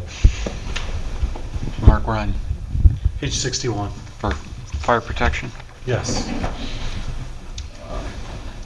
I'm just going to go through a quick slideshow, kind of going over what we're looking at in part of this budget. The major increase is the addition of personnel and some of the strategic plan for the fire department, and some of the history on why we feel it's needed. The concerns are the staffing model that we have right now is a marginal staffing model. We have 6 people filling 6 shifts. It doesn't allow for sick leave, doesn't allow for vacation, doesn't allow to send people to training. One of the big things is firefighter safety. Because of the unknowing, the inability to know exactly how many personnel we're going to have available at specific times based on volunteers' personal schedules, their work schedules. Currently, we right now only have 2 firefighter paramedics on duty 24/7. So that part of that is also included decreased availability for volunteer staffing. Everyone's busier nowadays. Everybody's doing more stuff with less time. And whether it be coaching softball or soccer or working 2 jobs in order to make ends meet, our availability for the volunteers to maintain on-call personnel and I'll use that term kind of commingled. They're the same thing. Right now, it used to be they were completely volunteer. Last year, or this year, we switched to a pay on call, but we still consider them volunteers. So their availability is changed. And then also the availability of our mutual aid and our departments throughout the county. They're having the same problem that we're having with their staffing. We lost Blooming Grove, which was our closest mutual aid department, with an engine that we could pretty much rely on to come in anytime that we needed them. And then the other big problem is the state imposed levy limits. So we were established in 1954 as a completely volunteer department. In 1978, we put on the ambulance and we started hiring full-time. At that point, we were considered drivers. They just drove the engine or drove the ambulance. That was pretty much all they did. They were trained as EMTs, but pretty much all they did was drive the vehicles. That now is completely changed. We've got highly qualified firefighter paramedics.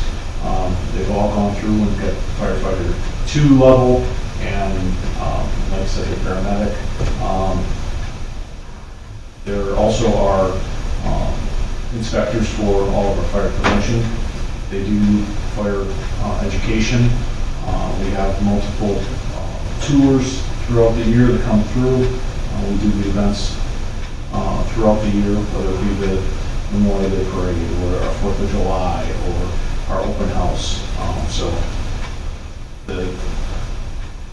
the skills, the knowledge that they've gotten has increased over the years. So currently our staffing is 42 uniformed personnel. That includes 7 career, 34 volunteer, and 3 interns. We're down 1 intern right now, but normal staffing for interns would be 3. We work 3 operational shifts. Each shift is 24 hours each. On that shift, there's 2 firefighter paramedics 24/7. I work Monday through Friday, 8 to 5. Then we have an intern on each 24-hour shift when they're not in school. Volunteer staffing, they all carry a pager and respond to the call when the call comes in.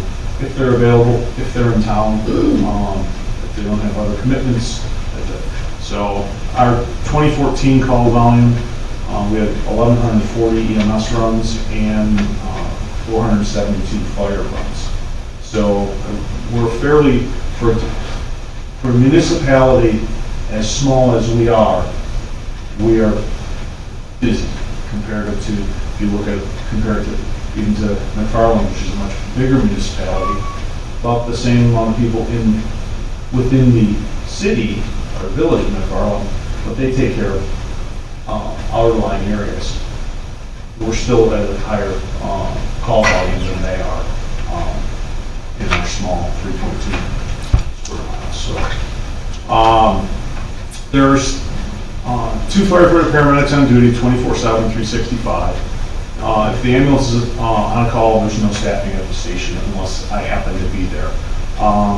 We have 33 calls, which is 12% this year. This is from January 1st to October 1st, where we only have 3 personnel on the scene of an emergency. So that's 3 total personnel on the scene of an emergency. This type of situation puts not only the public in jeopardy, but also the firefighters who are responding to the call. Modern residential fires, usually terms, they're more dangerous. It's faster, hotter, burning fire. It's more likely to flash over, and escape times and collapse times are much shorter.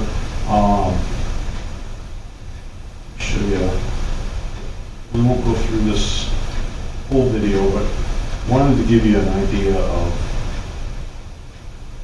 the time frames.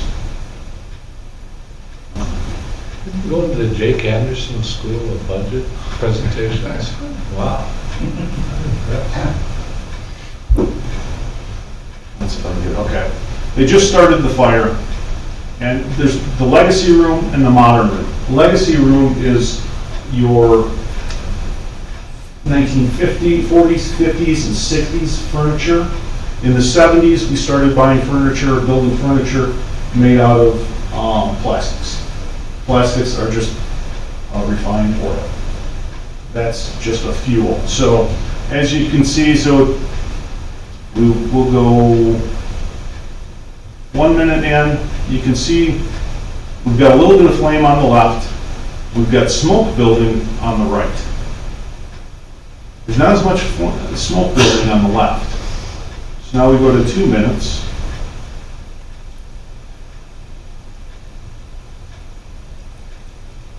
Now we've got heavy fire on the right, very small fire and smoke on the left. We'll go into 3 minutes. As you can see there, the modern rooms are going up a lot quicker, a lot hotter. They're producing much more smoke, much more toxic environment for anybody that's in it or anybody that's responding to it. As you can see, the one on the left, you could still put out with basically a pot full of water. The one on the right, there is no putting it out with means other than the fire department responding. That's 4 minutes into it.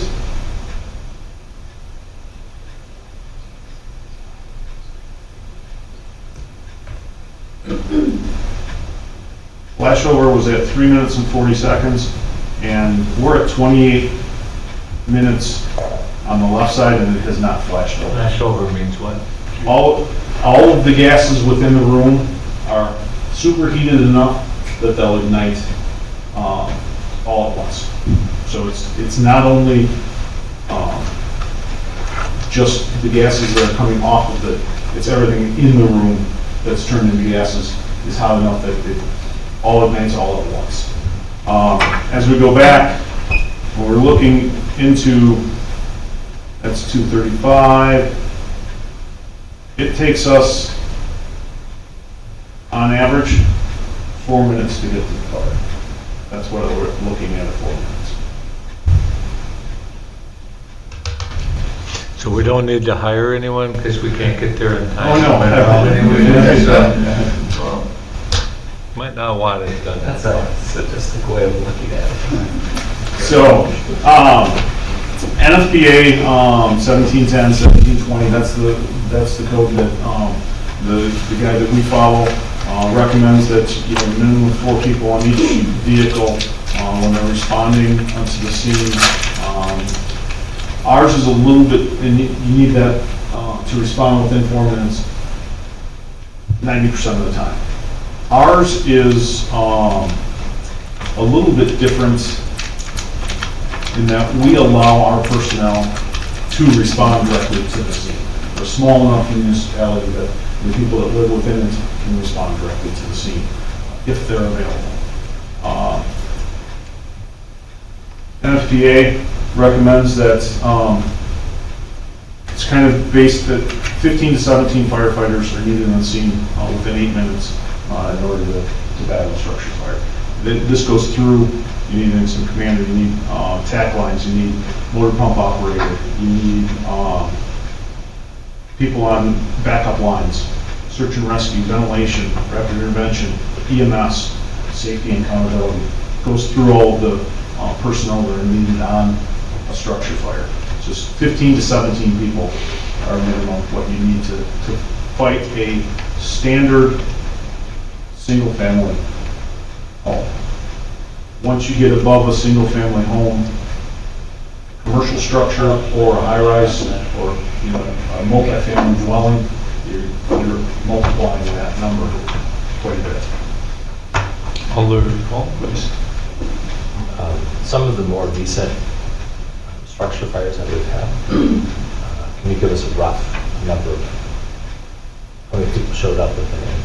I don't have it because of the way our, I have the number of people that showed up, but because our personnel are allowed to respond directly to the scene, we don't have ways of actually marking what time they got there.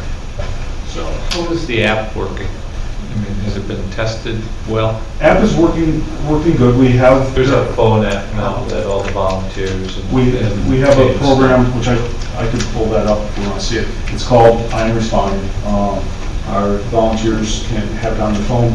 They hit whether they're responding to the scene, responding to the station. And we've got a tablet in the engine that you can see it. I've got it on my phone. I can see who's coming. So it is working. There are still some glitches that we're working now that we've got 2 new dispatchers. There's a training curve from that, or learning curve on that. We had one call last Friday night that came in as an as a airplane issue on the belt line. Cool. Yeah. But I looked at that and I was like, what? So, somebody just keyed rolled in, over and went back to sleep. Oh, no. Okay. Somebody keyed in the wrong thing, and I turned on my radio and heard dispatch say, no, it's stuck accelerator on the vehicle, so. Same thing. Yeah. Staffing statistics, I sent this out to everybody I believe it was Friday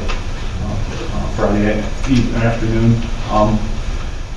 This is from January to October of this year. We've had 827 EMS calls, 303 fire calls, 36% of the calls, or 112 calls, we had 3 or less paid on call, so volunteers respond. 22% of the time, we had 2 or less. 8% we had only 1, and 2% of the calls, 7 of the calls we had no paid on call or volunteers respond. From August to October, which is basically when we brought on the new members from Blooming Grove. As you can see, the statistics, the numbers haven't changed that much. Still, it's 31%, then 16%, 4%, and then 1.5%. So they haven't changed dramatically since we've added the personnel from Blooming Grove. That being said, it's a small deal. It's only 2 months. So.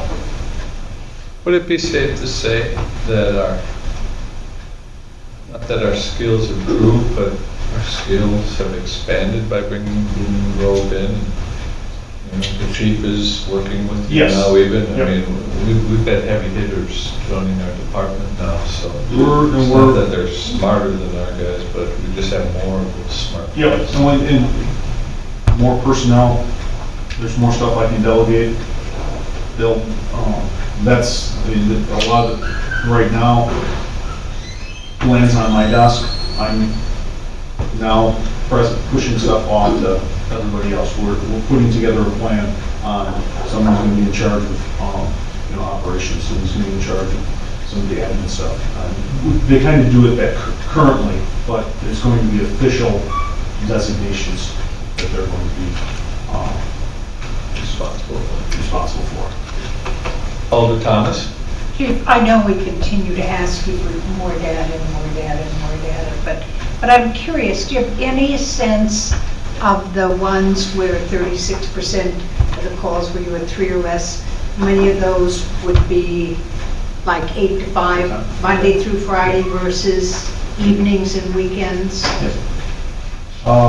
Okay. We broke it down from 5P to 7A. So Okay. 29% or 29 calls were from 5P to 7A with 2 or less personnel paid on call. Can I clarify? I think this might get at it too. Not breaking down each one, but where is the line in the sand that says below this is unacceptable? So what I think I'm hearing is if there are 2 paid folks on call, anything 22 plus the 8 plus the 2. What I'm You gotta really have them looking all. for is, where is our line of greatest weakness? And is it during the day, or is it, I'm getting a nod behind you. Brendan did a lot of this research and. For the ad hoc committee. Yep, and it really didn't change. At all. It was just over 50% of the calls that we were at 3 or Okay. less were during the day, Okay, in that time frame. So it was just over that. So it's, yeah, it's not just. morning, noon, and night. Exactly, yep. Yep. So. Alder Spade? Chief, excuse me, just to understand, and it's, it's great that you have this app so you guys know pretty much who's coming. So you look down at your app, because we rely on volunteers, and you realize we're not going to have the people we need. How, do you call for backup, or what's the? Yeah, we'll page out we'll page out to usually department to respond with us. If this comes in as a structure fire, we typically page out for another engine and another ladder right away. But if it comes in as a possible structure fire, they get responding, the crews are responding. We usually get more information coming in from the dispatchers. We've got multiple calls, with stating there's smoke in the area, or we've gotten multiple calls. The crews usually will say, give me another engine, another ladder right away. So that we've got, because there again, from that point on, it takes those personnel to get to their vehicles and responding to us. You're looking at 8, 10, 12, 15-minute response time. If they're coming from McFarland or Town Madison or Madison Station 5 is out of quarters. So there's, the earlier we can do it, the better off we are. And so we will call early if possible.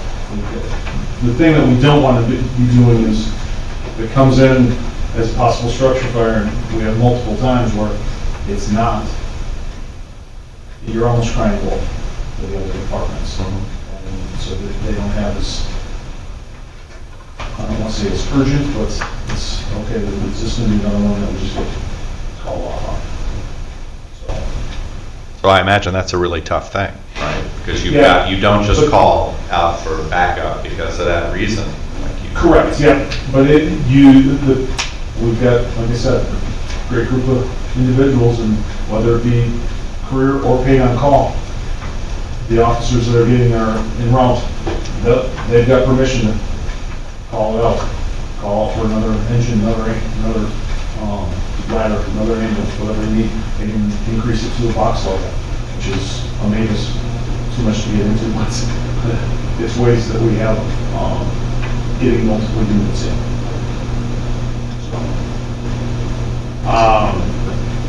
The staffing plan, this is the staffing plan that was put together and approved by both the ad hoc committee and the public safety committee.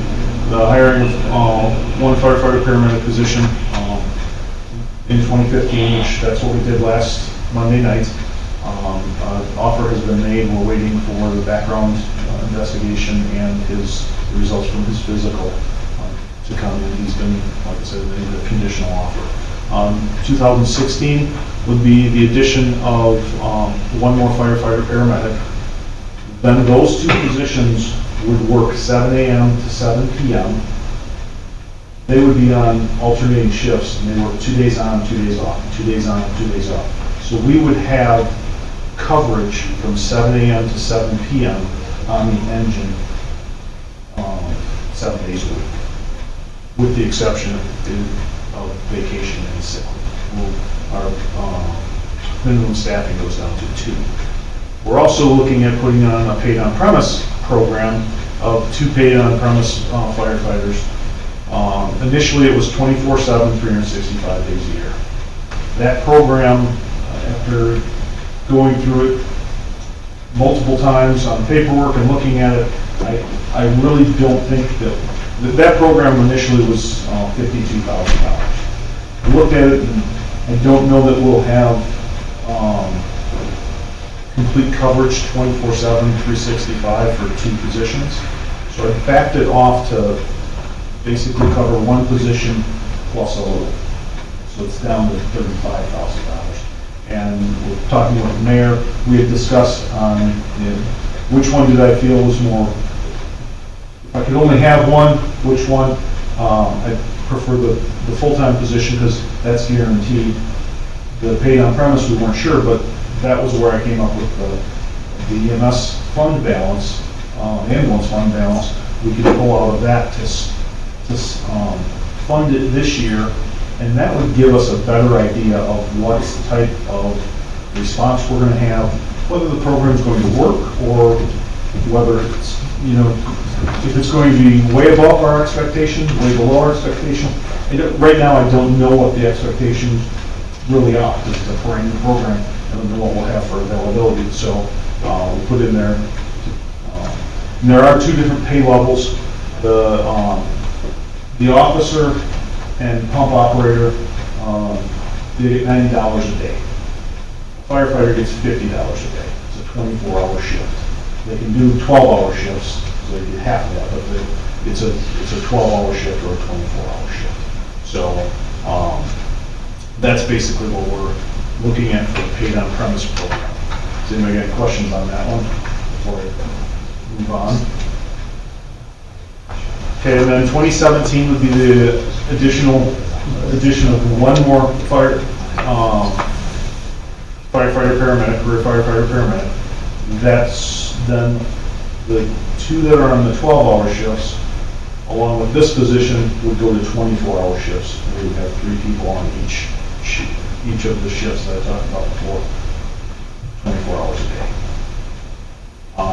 And then in 2018, there would be another position that works Monday through Friday, that they would head up the fire prevention, the HUBAD, inspections for alarm inspections, sprinkler inspections, plan review, all of that type of stuff. They would be in charge of that. They would most likely would also get delegated to scheduling, and so they'll have multiple things that are kind of on my desk now that don't allow me to do, our code review, to update our codes the way we need to update our codes. To update our ordinance, we need to update our ordinance. So that's the position that would be hired in 2018. So the benefits, staffing plan gives us increased safety for both firefighters and the residents of Monona by ability to staff an engine with 3 to 4 people, 24/7, allowing for initial TAC within the 8 minutes, the initial 911 call. Abilities have an engine respond to mutual aid ambulance call when our ambulance is already on a call. This is big in that we can guarantee that we've got somebody going to that second ambulance call and provide patient care, early patient care, until that mutual aid ambulance arrives. Once we get into 2017, 2018, there's a real good possibility that we will be able to increase the amount that we're using that second ambulance so that we can hopefully bring in more revenue associated with those second ambulance ambulance calls within the city. So the mayor had asked me how much revenue do I think that we would be able to do. Right now, I didn't feel comfortable giving him any number because there's just too many variables. It's any number, I would just be pulling the number out of the air, and I didn't think that was the right way to do it. And I'd rather have a zero number and move up from it than estimate and have to explain why we didn't meet those numbers. This also gives us the ability to pre-plan all the buildings within the city for more in-depth information on ways to mitigate any type of situation that we have there.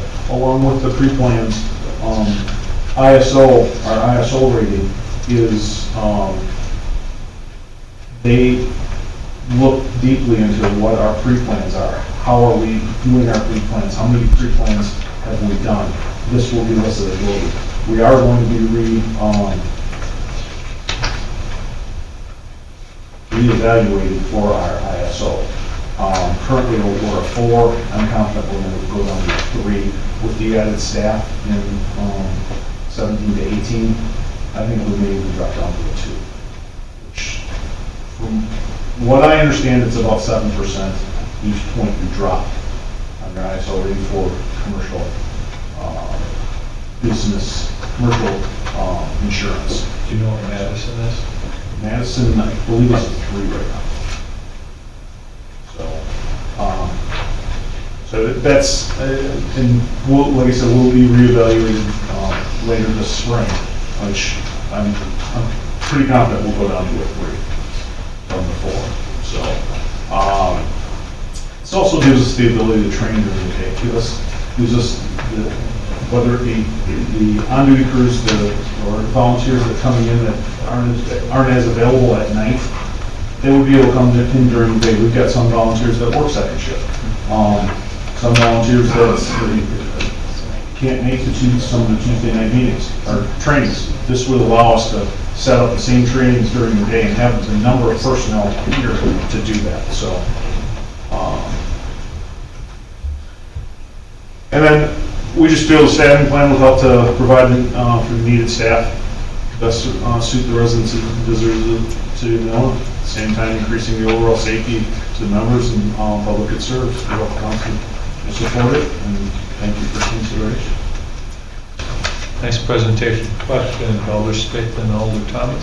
So just as a summary, forgive me if this seems like a really dense question or obvious, but we're going from 6 to 9 staff full-time staff if we follow this plan from now to 2018? Is that accurate? Well, we're at 7 with myself right now. We will be going from, not including myself, we'll be going from 6 to 10. Okay, because that 7th is the one we're currently hoping to bring on, if the background check and everything, the one that was just approved. Yes, number 7. Well, and I'm including that. So we'll call them line staff. So those that are putting the air packs on, going and fighting fires. Right. We will go from 6 that we have right now to 10. Okay. We just put 1 on in 15, so that gives us our 7th right now. And then we'll add 1 and 1. 17, add 1 and 1. Well, 16, 17, 17, and 18. Yep, yeah. Okay, that makes sense. Alder Thomas? I apologize. I was not at the last public safety meeting, so I wasn't there for the discussion. I assume that each year after, if this is approved, that after we add someone, that there will be an evaluation of what we're proposing for the following year is the right thing. Is that?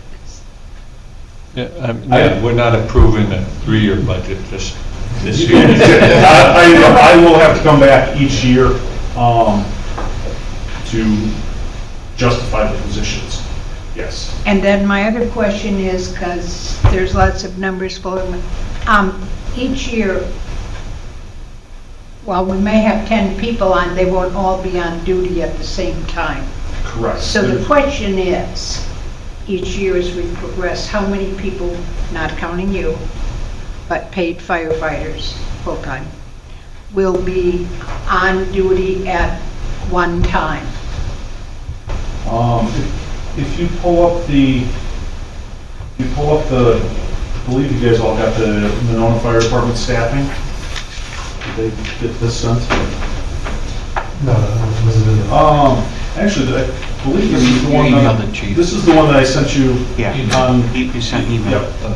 So currently, before last Monday's meeting, we have 2 firefighter paramedics on duty 24/7. At the end of this year, we're going to have 2 firefighter paramedics on 24/7 and 1 Monday through Friday, 8 to 5. In 2016, if we, if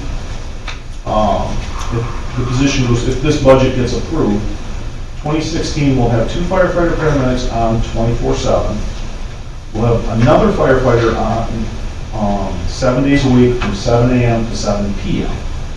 Who are the interns? Almost. And they're on, yep, and they're on also when they're not at school.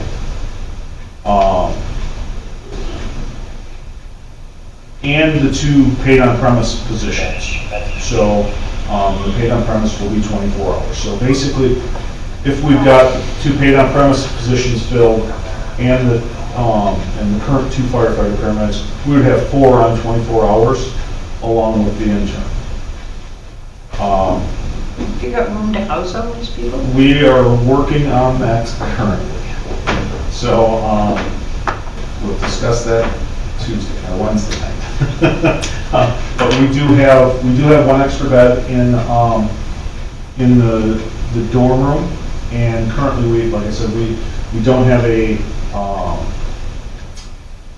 we're down 1 intern. We're not going to hire another intern until June, so we've got 6 months to figure it out. I do have a plan and a quote to cut my office in half and make a section where I have my office into a dorm room that we could house up to 3. It would be a bunk bed and a single bed. We're still debating whether it needs to be 3 or 2. Could get kind of cramped in there with 3 people. So we're still looking at that. Be more like a jail cell. It's got a window. Yeah, it's got a window. So going back to the plan, so in 16 we would have 2 firefighter paramedics 24/7, plus an additional firefighter paramedic 7 a.m. to 7 p.m. and then the 2 paid on-premise personnel. In 2017, we would go to 3 firefighter paramedics on 24/7, along with the 2 paid on-premise positions. That would give us 5, plus the intern. This is where we would possibly, depending on the skill of the intern, the licensure of the paid on-premise, because not all of our paid on-premise, paid on-call personnel are EMTs. If they are, we would be able to cross-staff that inside an ambulance. And possibly still have 2 on the engine, and then 2 on each of the ambulances, depending on what the staffing is. And then in 2018, we would add all of that staffing, and then add that Monday through Friday, more of an administrative position to help out with training, to help out with inspections, stuff, all of that. Alder Holmquist? Is it correct that the 2 paid on-premise really isn't 2 paid on-premise for 2016? You're going for 1 plus a little because you don't know how it's going to roll out? Correct. Yep. So the initial plan was to have 2, but because it's a voluntary sign-up with our our volunteers, we don't know how many people are going to sign up for how many shifts. Like Chief Eklov, I don't anticipate Chief Eklov will sign up for many shifts. He's already running 75 to 80% of the calls. He told me he was reserving that bunk bed He wants- he in wants the- August. he wants the top bunk. So that's the plan. Now we can go to the actual numbers.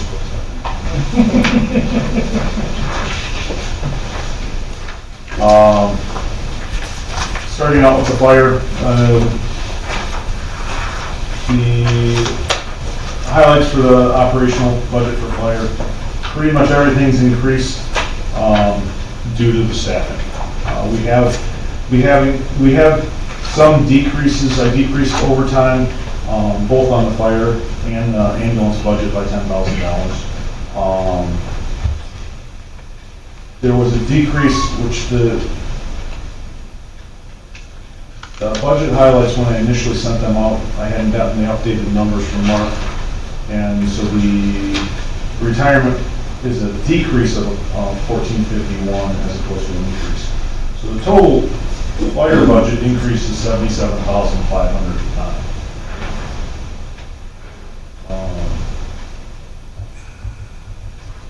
The highlights of it increased, obviously salaries, overtime was decreased, FICA goes up a little bit, retirement went down, health insurance increased quite a bit because of the additional personnel.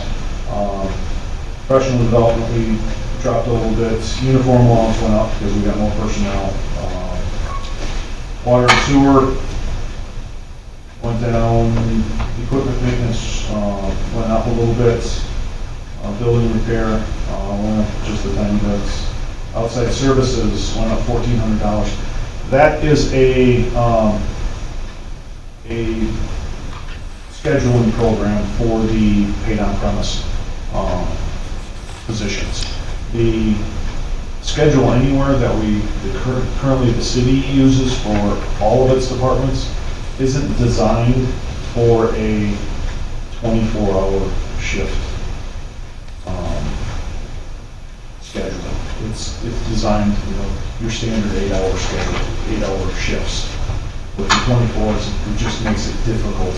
They have specific, it's called EMS manager or fire manager, they have specific ones that work real well.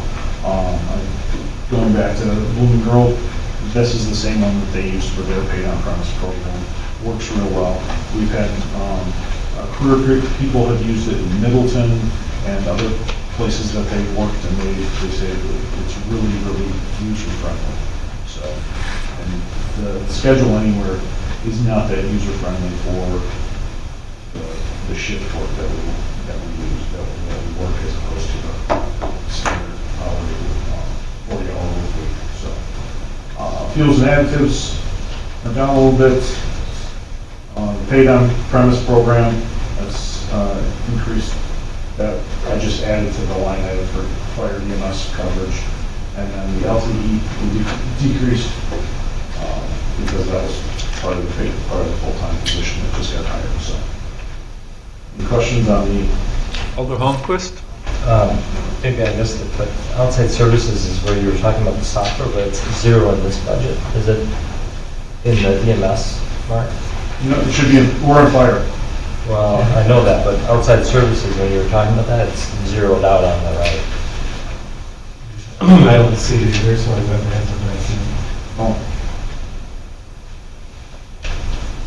And that's under the fire budget, 371, last three digits. Yeah, do something on that. Oh, yeah, I had 1,400 in mind. We do have a 1,400 line item that's up above, so. Yep, there's another one that's water.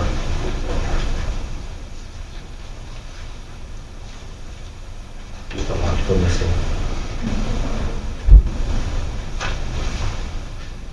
Alder Bussey? Yeah, a couple of things, Chief. The line item fire EMS coverage pop, year-to-date through June, we spent nothing. Our budget was 17, yet we're increasing it to 35 next year. You're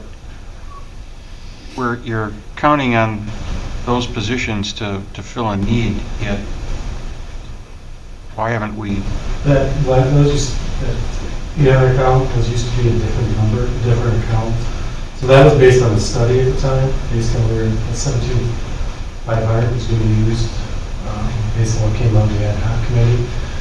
And when I put that number in there, I put it at 0 because at the time, I didn't think we'd actually get anybody hired until January 1st, so it sounds like we might have somebody hired. By the time we get it's going to be a very small dollar amount. And that's why the LTE is over $9,000. We're going to be at $12,000 by year end, so that was kind of used to cover that. So, Chief, do you see a problem getting the pop coverage? That's one that I'm not sure. That's why the original plan called for $52,000. I backed it down to 35 because I didn't think we would get. But can we get the personnel, I guess? I'm hopeful. To be determined. Yes, we're going to push. We're meeting tomorrow night to discuss it as the officers to move it forward. I'm very hopeful that it'll go through. The line item above that, recruitment retention, those are the stipends for responding and going to meetings. Yep, that's the paid on call. We've, through half the year, we spent 13. Mark, you're projecting we'll probably shell out 30 grand that we're jacking it up. More bodies, is that the deal? We have more bodies. Let me find my paperwork.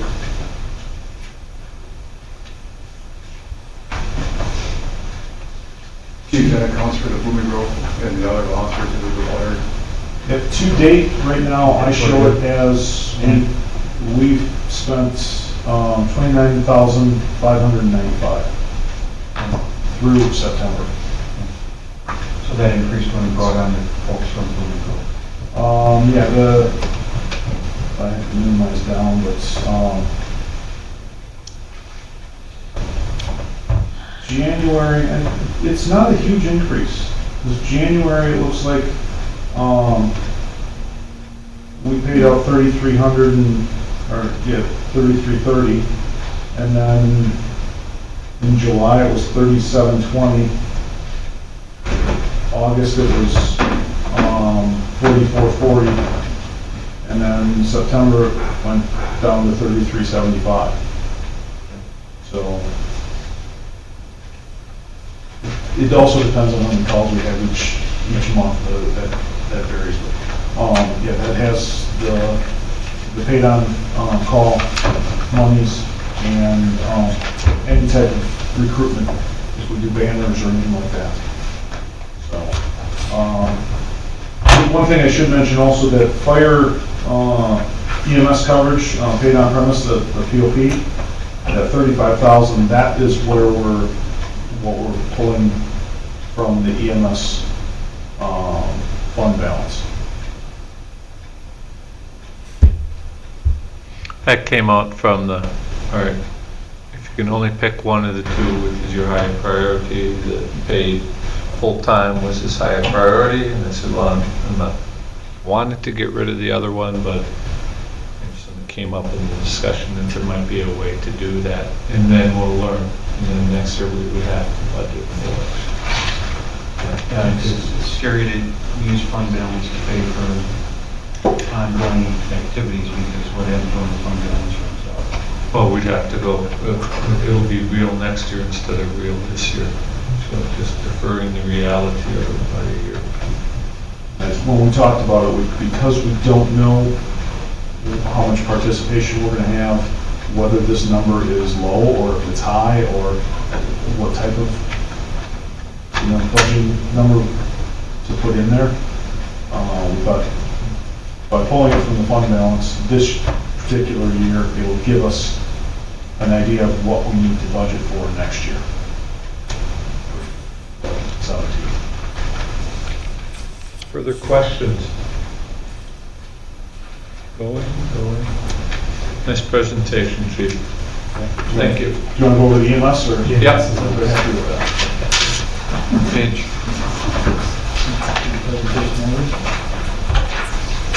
Staff that second ambulance. 140, page 140.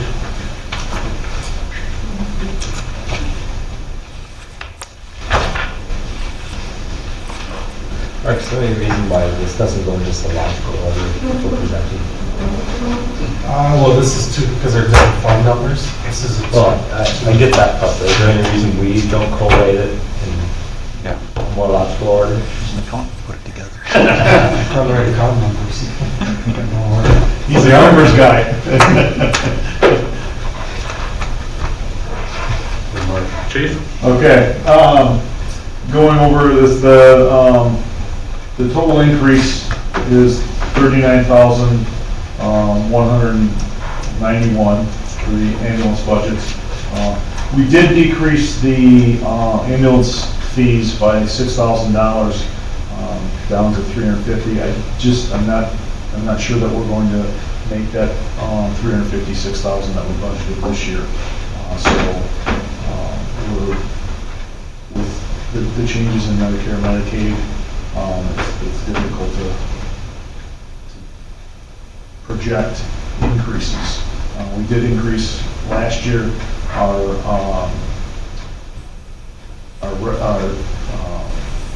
fees for resident, non-resident, and also our usable goods, our medications. So I projected out 356, but it's not looking like it's going to project out to the 356. So I dropped it by $6,000. The ambulance, the public safety aids went up just a little bit. So the increase in salaries, 59,000, almost 60,000 due to the increased position. Same thing, there's a decrease in leave wages due to the increased staffing. Overtime we decreased also. FICA increased a little bit. Wisconsin retirement decreased by $1,230. Health insurance there again increased over $20,000. Professional development we decreased by $5,000. Uniform allowance went up. EMT intern program increased by $1,280. That's one that fluctuates each year depending on how many students we have in paramedic class. How many are in paramedic class, aren't in paramedic class. Next year, it looks like we'll have a first-year intern, a second-year intern, and a third-year intern, which is kind of the actual schedule that we want to be in, so that it should even out. But talking to all the rest of the fire chiefs in the county that have the intern programs, it fluctuates because you have interns that come and go before the end of their program. They may not pass the paramedic class, so they move on. That's why we're in the position that we're at. They pay us back when that happens? Yes, they do. So EMS supplies, we increased a little bit. Equipment, maintenance and repair decreased just due to past budgets. Fuels, there again, went by 250 on. EMS coverage, we decreased $1,750 because of the increased staffing. And then LTE, there again, decreased that completely because of the increased staffing. And that was it. Questions? Alderman Quist. So at the top, I see where the 35,000 is covering for the fire sign, correct? Down at the last item for expenditures, it has $37,000 transferring back to general fund. Yeah, that's part of the general fund. So we transferred out there and it just transferred in the general fund side. But why is it gaining 2,000? 2,000 is always in there. If you look at the year before, it was 2,000. That's for stuff that the administration office does. They get charged for. Basically, payroll, HR, the copy machine, all the funds that get charged that they're outside the general fund. This is actually really small. I wondered that too. I tried to take it out completely. Further questions? Okay, thank you. Thank you. Did you guys want to add anything? You've been behaving so well back there, other than that clock. Thank you for your attention. Mark? Yep. I think just one of the Why don't you come up to the mic, please?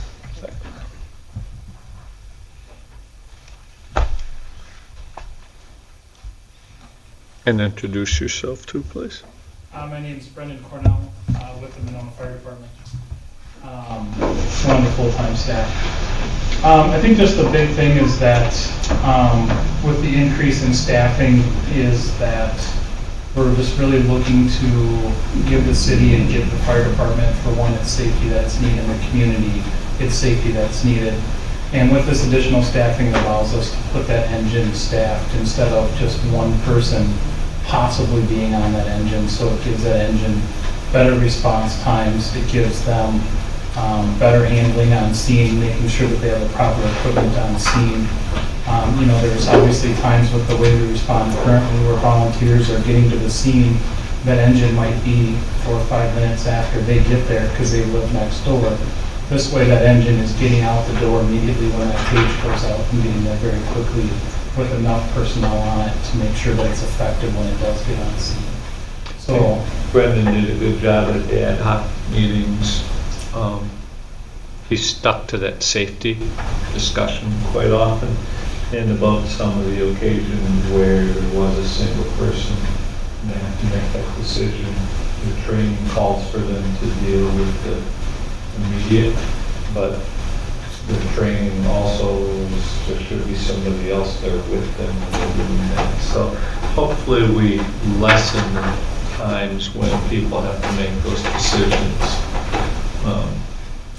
Unfortunately, the bad things do happen, and they're happening more, not common. Just looking at those videos when we're pulling up that scene, the fires are a lot more intense than they were years past. I invite you guys all to like, if you're on Facebook, the Professional Firefighters of Wisconsin.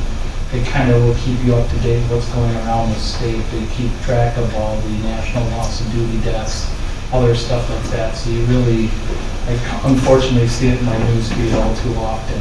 And it does happen, and we've been very fortunate where our community hasn't had any of those major instances, but just Milwaukee the other day where they had a child die. It was on a brownout station. That engine could have possibly been staffed and been there within 1 to 2 minutes. Instead, they were there 3 to 4 minutes. So I believe it was a child or an elderly, but it was on one of their stations that was browned out, which means it was shut down due to budgetary restraints. So other than that, just like to thank to all our volunteers for everything that they've done through this too, putting in their time and dedication. Has been very definitely needed to try to make all this work as well with the paid on premise program. Very important. Looking forward for the opportunity to start getting to work more closely with them in the stations and other stuff, and having more availability for training and more people there within the department. Thank you. Thanks for your time.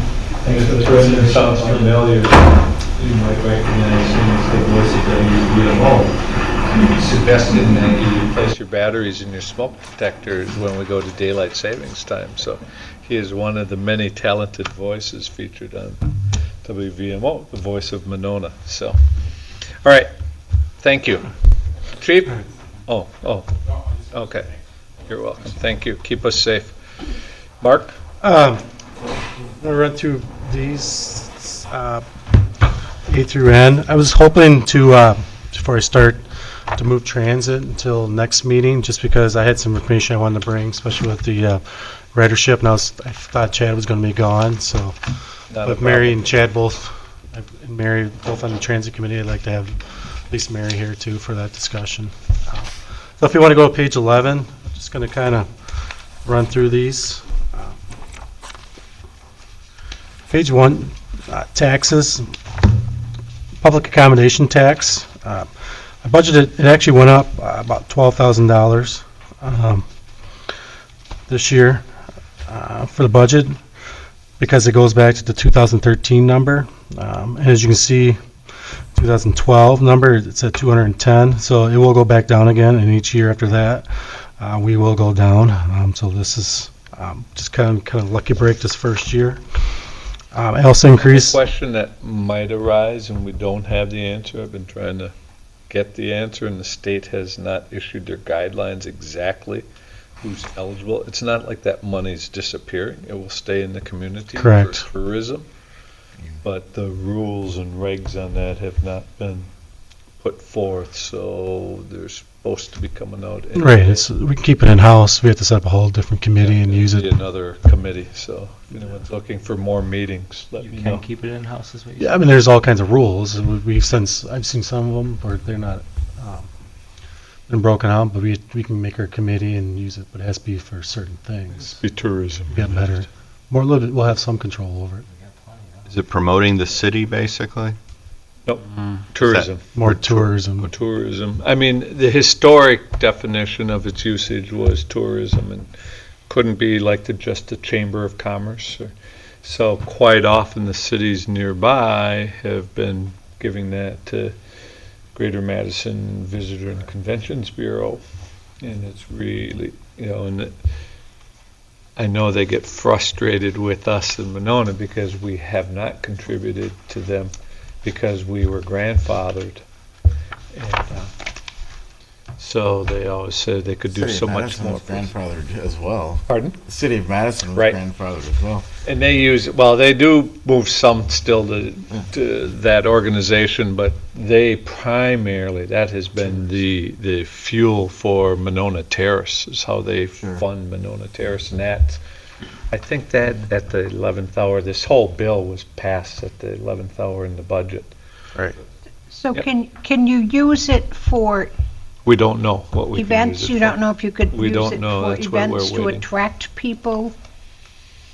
I mean, Yeah, I don't know what. hopefully we'll have They're those gonna do. rules, but they will be some Before, it was guidelines. really strict about tourism, driven, and, but I think those rules are gonna change, but I don't know, and I keep waiting from Assemblyman Call's office and from the, That's who I've been working with. greater, or the, League, I I live belong to, the cities and villages. like a municipality for me. Sounds like just a topic that might be, some details that we're going to want to know Yep. at some point. The second I preferably get them, before I've been we, asking for them for months, ever since the budget was Yeah. approved, and I forget where that's being developed in It's one of those committees. somewhere in the capital it's being. Yeah, we haven't got the directions one way or the other. Alder Spade? Well, I had this, fantasy that we would buy a bus and, placards all over it promoting Monona, and then we could drive all over Dane County. And take we people could, to we the could, Dells. well, I'm just thinking we could kill a few birds with one stone there. We'd be promoting Monona and we'd be providing transit. But anyway, just. Go to knows? go to the airport and drive people to the motels here. Stay tuned. Okay. The other one, there's I increased by 20,000 is taxes from city-owned utilities. That is our water utility. Basically, they get a tax bill, almost like a payment in lieu of taxes that they have to pay. And since we're putting a lot of infrastructure down, their assessments basically is going up. So they're increasing about 20,000 from last year. Intergovernment revenues. The main one is transportation aid did go up roughly $7,000. Like I said, that will drop. You'll see. We'll start to see a steady decline in that. This year, we have very few road projects. The year before was really light. We're taking off. Our biggest year is coming off the books after this. For the 2017, they'll be off. You'll see about probably a 10% drop at least with that. The max you can do is 15. Max you can drop is 15. Exempt computer aid did go down. Will be down 20,000. License and permits basically kept those the same.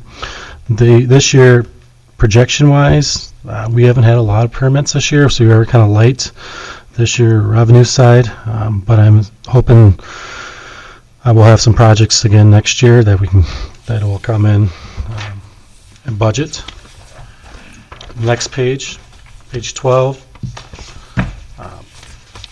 Fines and forfeitures stay the same. Public charges for services, basically stay the same. I increased park shelter rentals increased based on the shelters we have and how successful they've been rented out. This year, we're right on target to about 20,000, so we budgeted again for about 20,000. We estimate about 20,000. Remind me again, Mark, where the parking fees for Lotus Park are going to be? They'll be in the court penalties, so the parking violations. Okay. That's, I guess, we can increase that. I think it's going to be kind of a test year to make sure with that.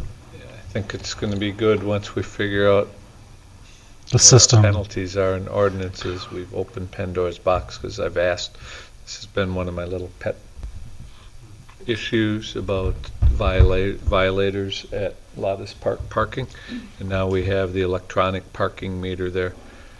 So I asked how the police were enforcing it, and they weren't, because we have two different ordinances on penalties. And so we've asked Attorney Cole to clarify that, and he's opened up all kinds of discrepancies in our penalties. Who's ever the head of our ordinance committee? We are going to. Hoping. Yeah, he said it's, I don't know, he made a suggestion on how, but we seem to have these discrepancies. And one officer said it was $50 and one says it's 30, and we have two different ordinances on the fees, so we're getting these clarified. Mayor? Alder I want to make sure I heard Holmquist? it right. So you're saying the violations will go in the parking violations, but people that are paying the meter at the boat launch, does that go in the boat launch fees? Yeah. Revenue. Your revenues. There's two accounts for that. There's the 21,000 that we get. This has always been budgeted. And then there's like, they call it, it's an 800 fund. It's not a budgeted account. It's basically like a trust account. Because part of the ordinance is, or the requirement is that it has to be separated for, it's really supposed to be used for piers and other type of boat launch requirements. So we make the argument that we are doing all the maintenance work and all that additional work. That's why we have 21,000. But we get about 30,000 per year. I think that'll go up 10, is my guess. Alder Thomas? Well, just a question. If we have conflicting ordinances and the police department is not able to issue a ticket, why don't they bring that to public safety? I mean, I think that's a good question. why do you have to bring it up to them and they say we can't do that?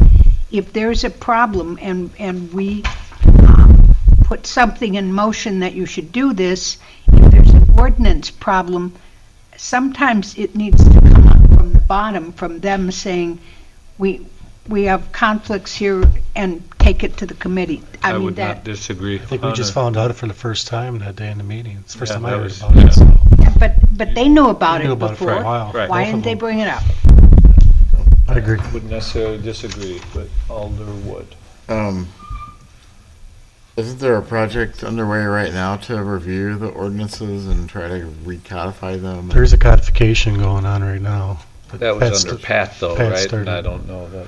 Well, I thought we had a contract with the company. to Yeah, do we that are for working us. with them, so that, yeah. I'll look into what's the difference between the two. Yeah, find out, because I don't know that this was taught. And again, would you forward that email from Yeah, Bill I'll today forward to it. all the, because you as a lawyer might, this would make more sense, but there's something we've had a historical way with our penalties, and Bill had a suggestion how to clean this up, why this confusion is coming out. Right.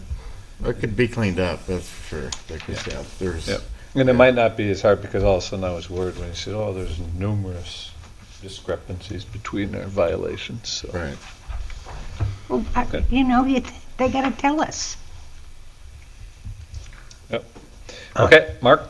Miscellaneous revenues, there's two of them, insurance recoveries. I increased that from 25,000 to 46,000. That's based on CIVMIC dividends we get. It's roughly about the 46,000 in there.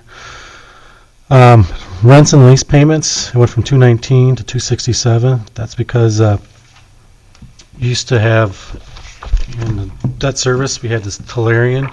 Their rent was going into Fund 300, which is about 45,000. So we transferred that into, since it's no longer needed to pay off the loan because the loan's paid off, we moved it into the general fund.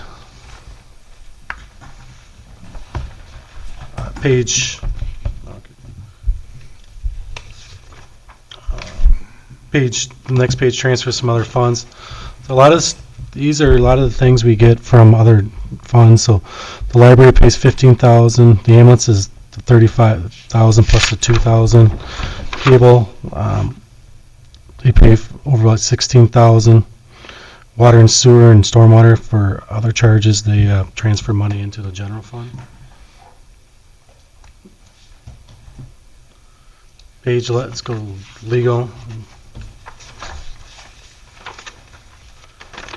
Page 19.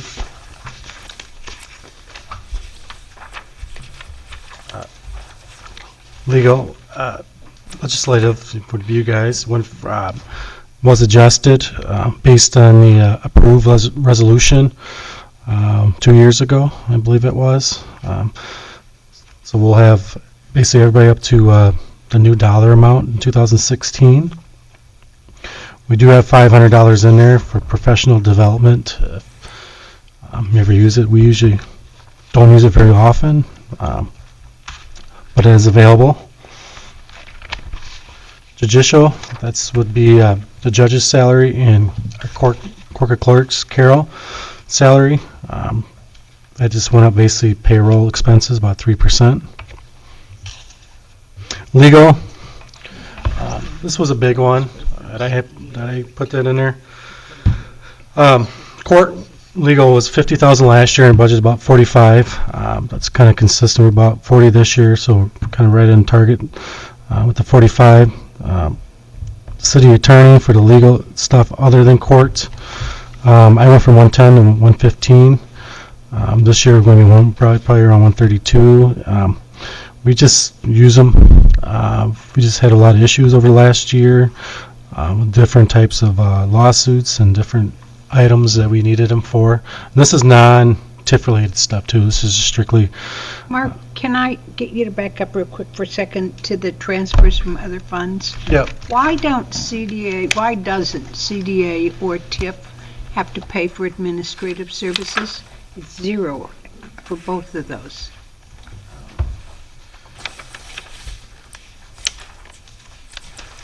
We do charge some to the actual TIF. I believe the active TIFs directly to them, directly to their accounts.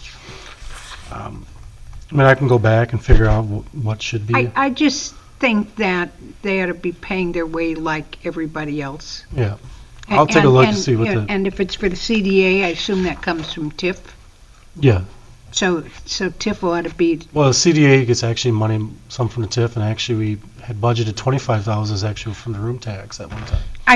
I just think that they ought to, we shouldn't be letting them off the hook that they could be contributing something, because everybody else is, except for transit, and they don't have any money.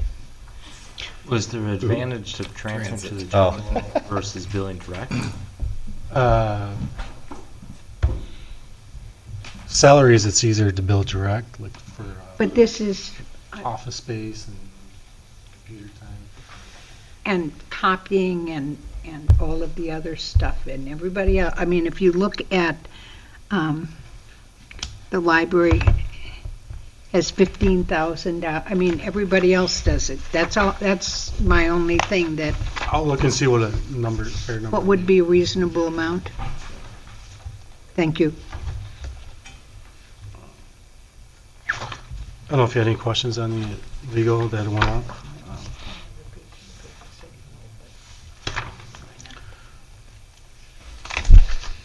Otherwise, executive other is 25.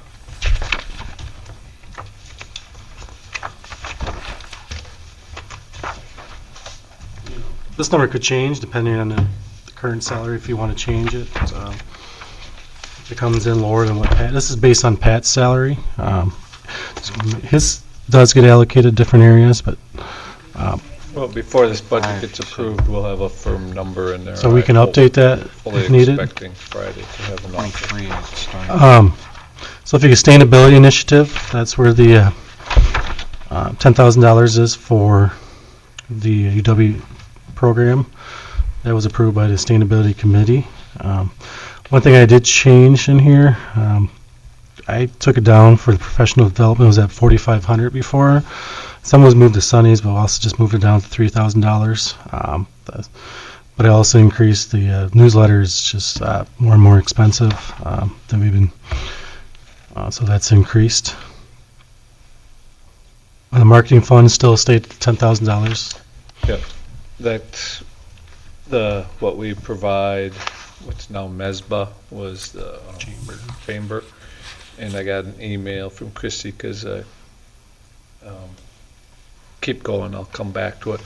It's for marketing the city of just keep going, I'll read to you what she sent to me, how that, because I asked for definitions of it, the use of that money.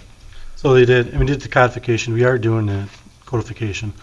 So that's underway, and the contract was, I believe, right, $25,000. I know Leah has been working with them, so I'll get an update from her where that process is. Any questions, just let me know. Otherwise, we'll move on to finance. It's roughly stayed the same, other than salaries. What page are we on? Oh, I'm sorry, page 27.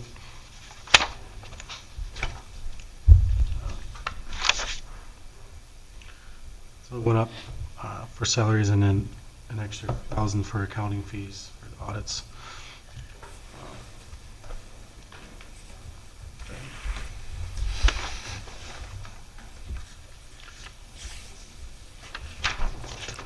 And then some, page 35, these are just general government accounts, personnel.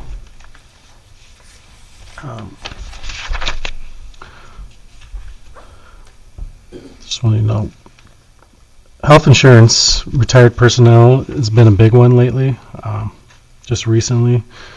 It's been in the 40s, and now this year it's going to be around 51, and next year it's going to be 50. These are the retirees and their sick leave payouts. We have a couple on, they're 2 or 3 years they're on insurance, so this eventually will decrease. I think we have just had a lot of retirees, and just based on my analysis that we have, we don't have as many retirees coming up.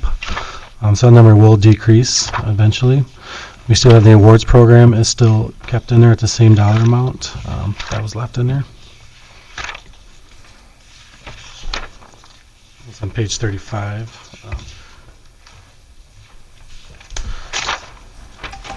Page 42 is the assessment of property. Just getting ready to send out the RFP this week. We increased this from $25,000 to $75,000. It's just based on some people I talked to, what it would cost to do walkthroughs. 25% of the city. We haven't walked through in probably, I think, like 6 years. And it is getting an issue. The state does recommend they start doing walkthroughs. It's usually around 7 years or so. So I think it's time to do, and it's time to go off RFP. Just to refresh, you probably all remember, but our current company's owner was delicensed for improprieties, I guess. So accurate appraisals. Leadership is not licensed. So I told Mark let's go shopping. If you want research, it's Germantown is the issue that came up. So if there's detail out there if you want to review it. It didn't affect us, the issues they had with them. Alderwood? Yep. But what's in the budget is to reflect going out and actually doing a 25% walkthrough of the community each of the next 4 years. Correct. Yep. And which we have, as you said, haven't done, and it's going to be at least 6 years. And yeah, the farther it's not going to increase our revenue, but it's a matter of equity that if you don't do it, things get too out of whack. Well, I hope it does increase our revenue that No, that we might. It doesn't increase the budget, it just shifts who's paying. Yeah, it shifts around who's paying. There's an what share. equilibrium to it, even if. Well, Yeah, unless, well, the other issue would be the commercial issue. I mean, I think a new look at it would be, might cause. But it's just gonna shift the cost, it's not gonna give us extra. Right, profit. it doesn't, it's not gonna, the amount we levy is what we levy, it's the. Yeah. So if you're, I remember years ago when we hadn't done it in a decade or so, and, lakefront properties had increased, very substantially compared to other inland, residences, and so that really it was an inequity in how it was getting shifted around anyway. The big one that affects it for assessments would be the new construction number, so, and they do look at new construction, they actually go out and look at new construction already based on if they actually pulled a permit. Page 45, interest in insurance and bonds. This one did go up. I don't know if you're aware of the state. They are getting out of the business of property insurance. They're going to keep it for 1 more year, but basically they're doubling their rates. So right now we're looking to go to CIVMIC. They got a property insurance plan it's still going to be an increase, but it's not going to be as big of an increase as it would have been with the state. I think the state was over 100% increase. With that, I think they basically want everybody to get out of the plan, but they are closing that down, I think, the year after. So that was the big increase in the insurance and bonds account for that.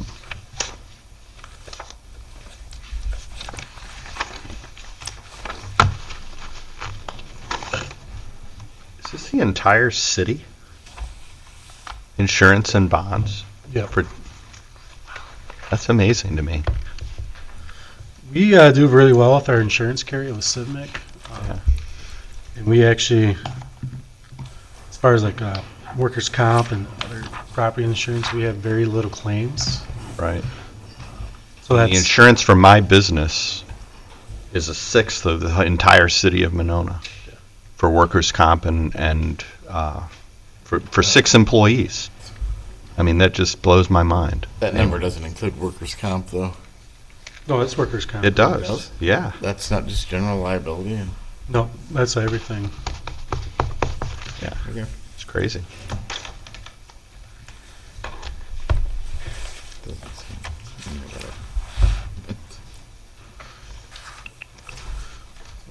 Next would be debt service. Page.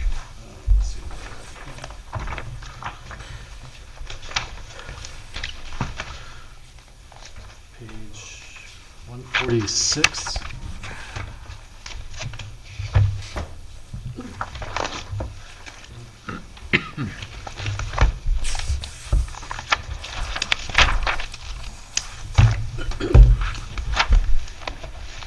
So as you can see here, the debt service did go up.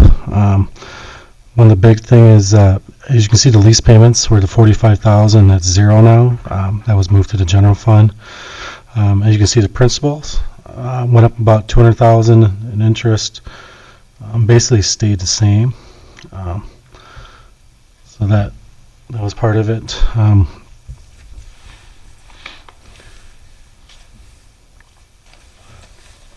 And I know we talked a little bit before, in 2014, in 15, the principal payments were both right about the same dollar amount. And we just recently had a big jump in the principal payment for 16. Mayor? Yes, Alder Bussey.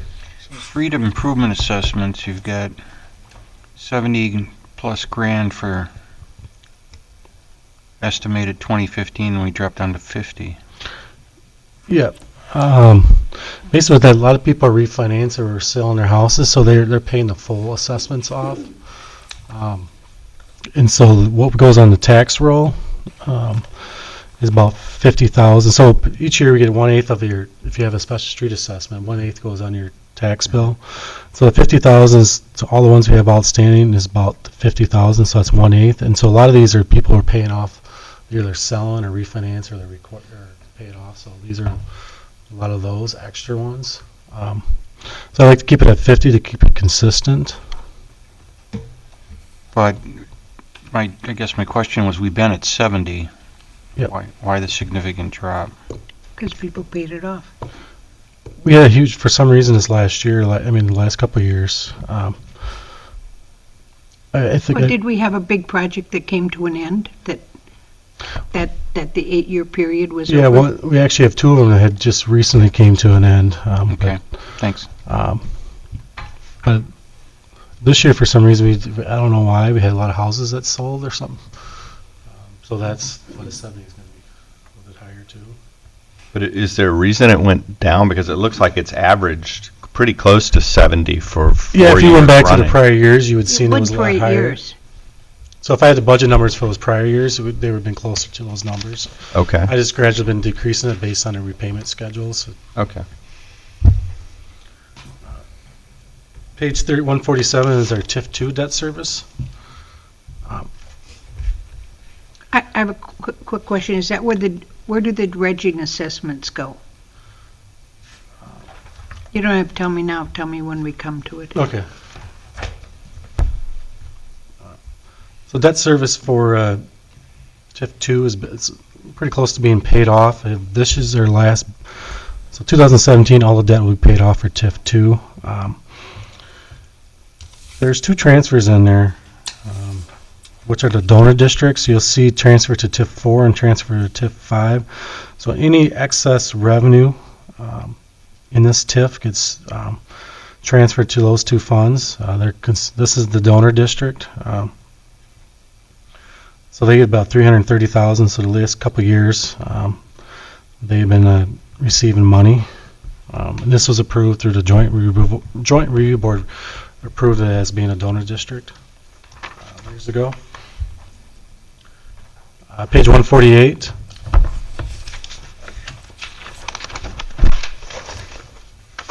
There's a library debt service. I believe we have 5 years left on the library.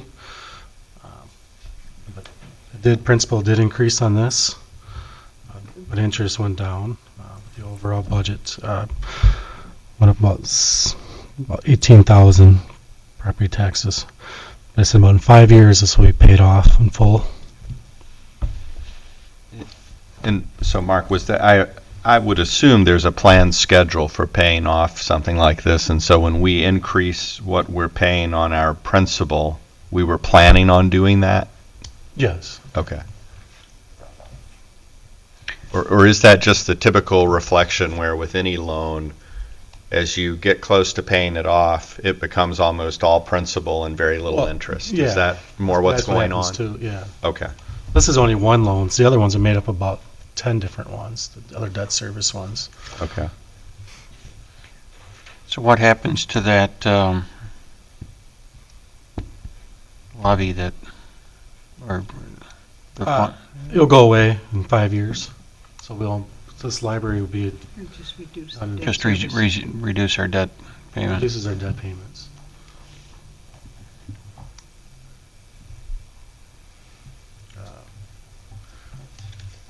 The next page is 149 is TIF 4. And refresh for everyone what TIF that is. TIF 4 is Monona Drive. We used to have salaries going in there. I don't have any salaries going into this account anymore just because, reason why, because we are using this is getting money donated to it because it's not funding as much. So to keep on making a negative balance, it's just going to make it hard to recoup cost. I don't know if you remember Monona Drive.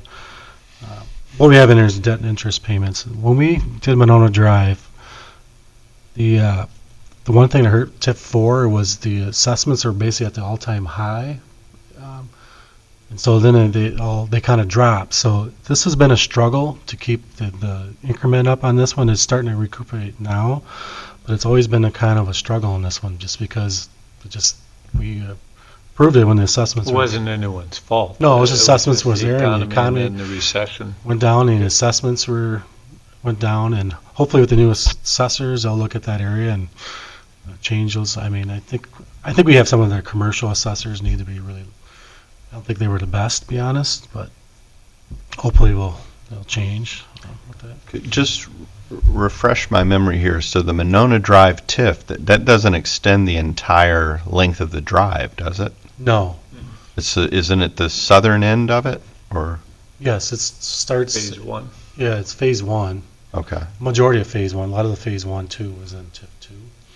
Okay. So it was a combination.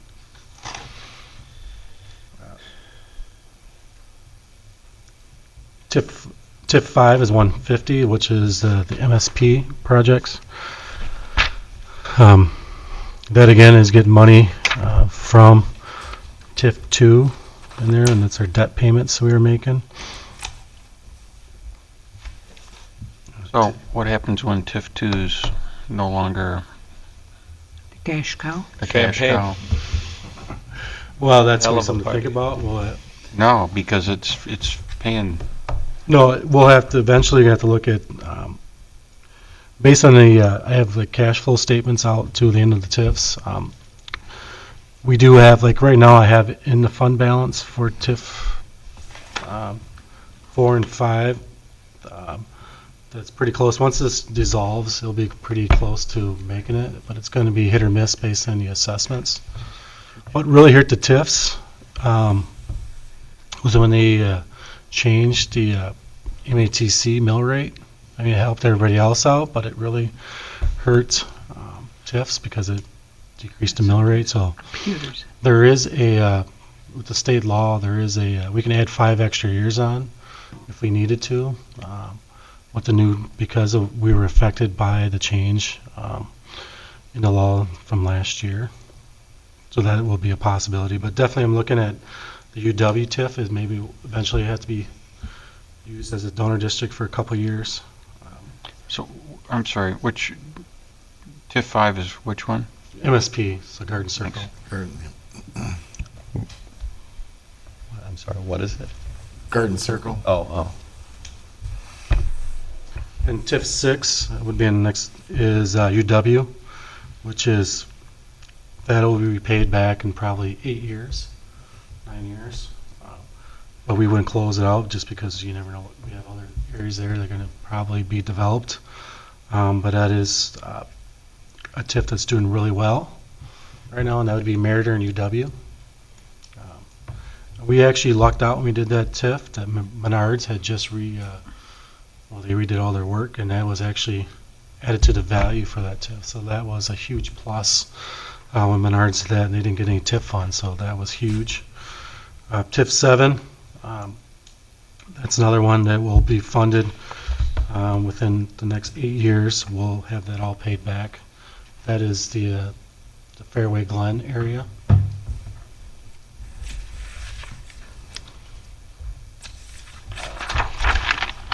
TIF 8. Can I just ask a quick question? Help me understand, if 6 and 7 are successful in the same way that 2 is, why will they not help to, I mean, because We will have to look at that. They could. They could. They may need, especially the Meriter one, may need to fill in for 2 when 2 closes. Just so you know, this Make is a them a donor- CDA donor decision, district. but Right. Yeah. 2 will probably stay open. There's a law that allows you to, for the final year, to retain the proceeds of that final year into the organization, into the community. So the discussion point has been for years that that could be the corpus to fund the Renew Monona program for the low interest, zero interest home, Right. which we never have a lot of money to fund. Right. So Yeah. When he says it closes in 17, it might Closes stay actually open. 18. In 18, it might stay open one more year because that could be a huge number. There's a bunch of strategies to look at that when it closes, because the increment's gonna be 1.4. You can either use it for that Monona program, or say if you didn't use them, you had 1.4.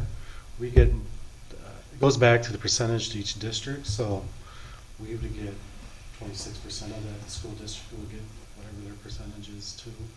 So whatever we don't use, if we even do Monona, that goes back to each different district. So you're looking at 1.4. So there's a strategy to look at what the priorities are when you get to that point. And Next mayor's job. Okay, but when will the discussion take place as to how those proceeds would be utilized? And I ask the question just because, and I don't recall if we've discussed this as a council, but if you have that big chunk of seed money, it's one thing to loan it out. It's another thing to use that essentially as insurance to incentivize other financial institutions. In other words, to allow that low-interest loan. You know what I'm talking about? Yeah, I think what you had to do is you had to spend it on, was it affordable housing or something like that? But affordable housing wasn't defined. So the CDA defined affordable housing, and they came up with the Renew Monona program. So you couldn't just use that money or, keep it open one more year and use the money for whatever. It had to be defined as affordable housing, and that's where Renew Monona that's why Renew Monona was created. So I don't know that I'm sure nothing's going to happen in a vacuum on that as it gets closer. Right. But I just. Yeah, but there was there was something really unique that allowed this one-time opportunity to happen, and it would be through the control of the CDA. Right, though, I it's think. the CDA's Okay. control. Yeah, I was going to say, any TIF district, you can use that you can extend it a year. It just so happens for us, TIF 2 has been so successful, we really are talking about a large chunk of money that could, create an endowment, if you will, that would last a long time for forever. Cycle that money through the city, keep it going. Yep. Right. So. Okay. Definitely would be talked about here. I'm assuming probably 16 or 17. The other one is there's really nothing to it, but there's no budget for Parkland Fund because there's no activities for What was Parkland TIF Fund. 8? I'm sorry. TIF 8, that is TRASTA. Thanks. TRASTA is 1 year. So this year, TRASTA it was only, I think, $4 million that was in ground when they did the assessment. Mm-hmm. We'll see the full effect next year on that building. And that's online with what their developers agreement is. The last two I have is transit, so I was hoping to just come back and put that on agenda for Tuesday, and then CDA, I think, Sonny was supposed to have it on her agenda, so I have to just make sure she had it on there. When's So our we'll just move those two to Thursday, or the next meeting. Yeah, when's our next meeting? November 4th, Wednesday. Oh, yeah. Our next meeting is the second. I mean, that's committee, the whole meeting. Committee as a whole. Yeah. Don't forget And Thursday. capital amendments next Wednesday. This Wednesday, yeah. This Wednesday. We have 2 amendments so far. Who was the second? They added, Wildhaven Park was added back in. No, I know, but just Mary, two, Just not two for two Mary. alders, two from Mary. He seconded them. I'm going to submit a couple. Chad, you and I should talk. Oh, boy. Second the dog. Sorry. Mark, you said this Wednesday. Yes. Mayor getting grumpy or what? No respect. I got one other. All right, is there any other, yes, Alder Bussey? I'm sorry I'm dense. Page 1, when I look at the expenditures that are here, for example, fire protection, you can go to the fire and you can see the 531. But but the library's not here. They're on the next pages. If you kind of, library, community rec, so each individual one has. their So own- are they part of the total of the 5,000,004? Yes. If you add them all, if you add up all the levy, it would add up to that 6.3 number. Total property tax levy number. Okay, let me ask it one more time. We've got the levy at 2.4, the revenues of 3, a little over 3. Got total expenditures of 5.4, right? Yeah, for the general fund. General fund. For the library, you'd have your budget levy of 518, revenues 246. And that's not included in the total expenditures on page 1. No, because that's just general fund only. So if you go to page 3, so if you add up the total revenues, about the city levy, that's every fund adds up to that 4.3. Thank you, total expenditures. Thank you, I got it.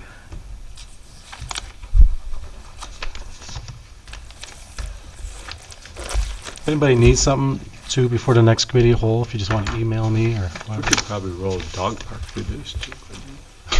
Yeah. Give it up on one side and keep it on the other. Questions of Mark? All right. Move to adjourn. Last call. There's a motion to adjourn. Is there a second? Second. All those in favor say aye. Aye. Meeting's adjourned. Thank you, everyone. Will, you still back in there sleeping? So, Somebody's in there.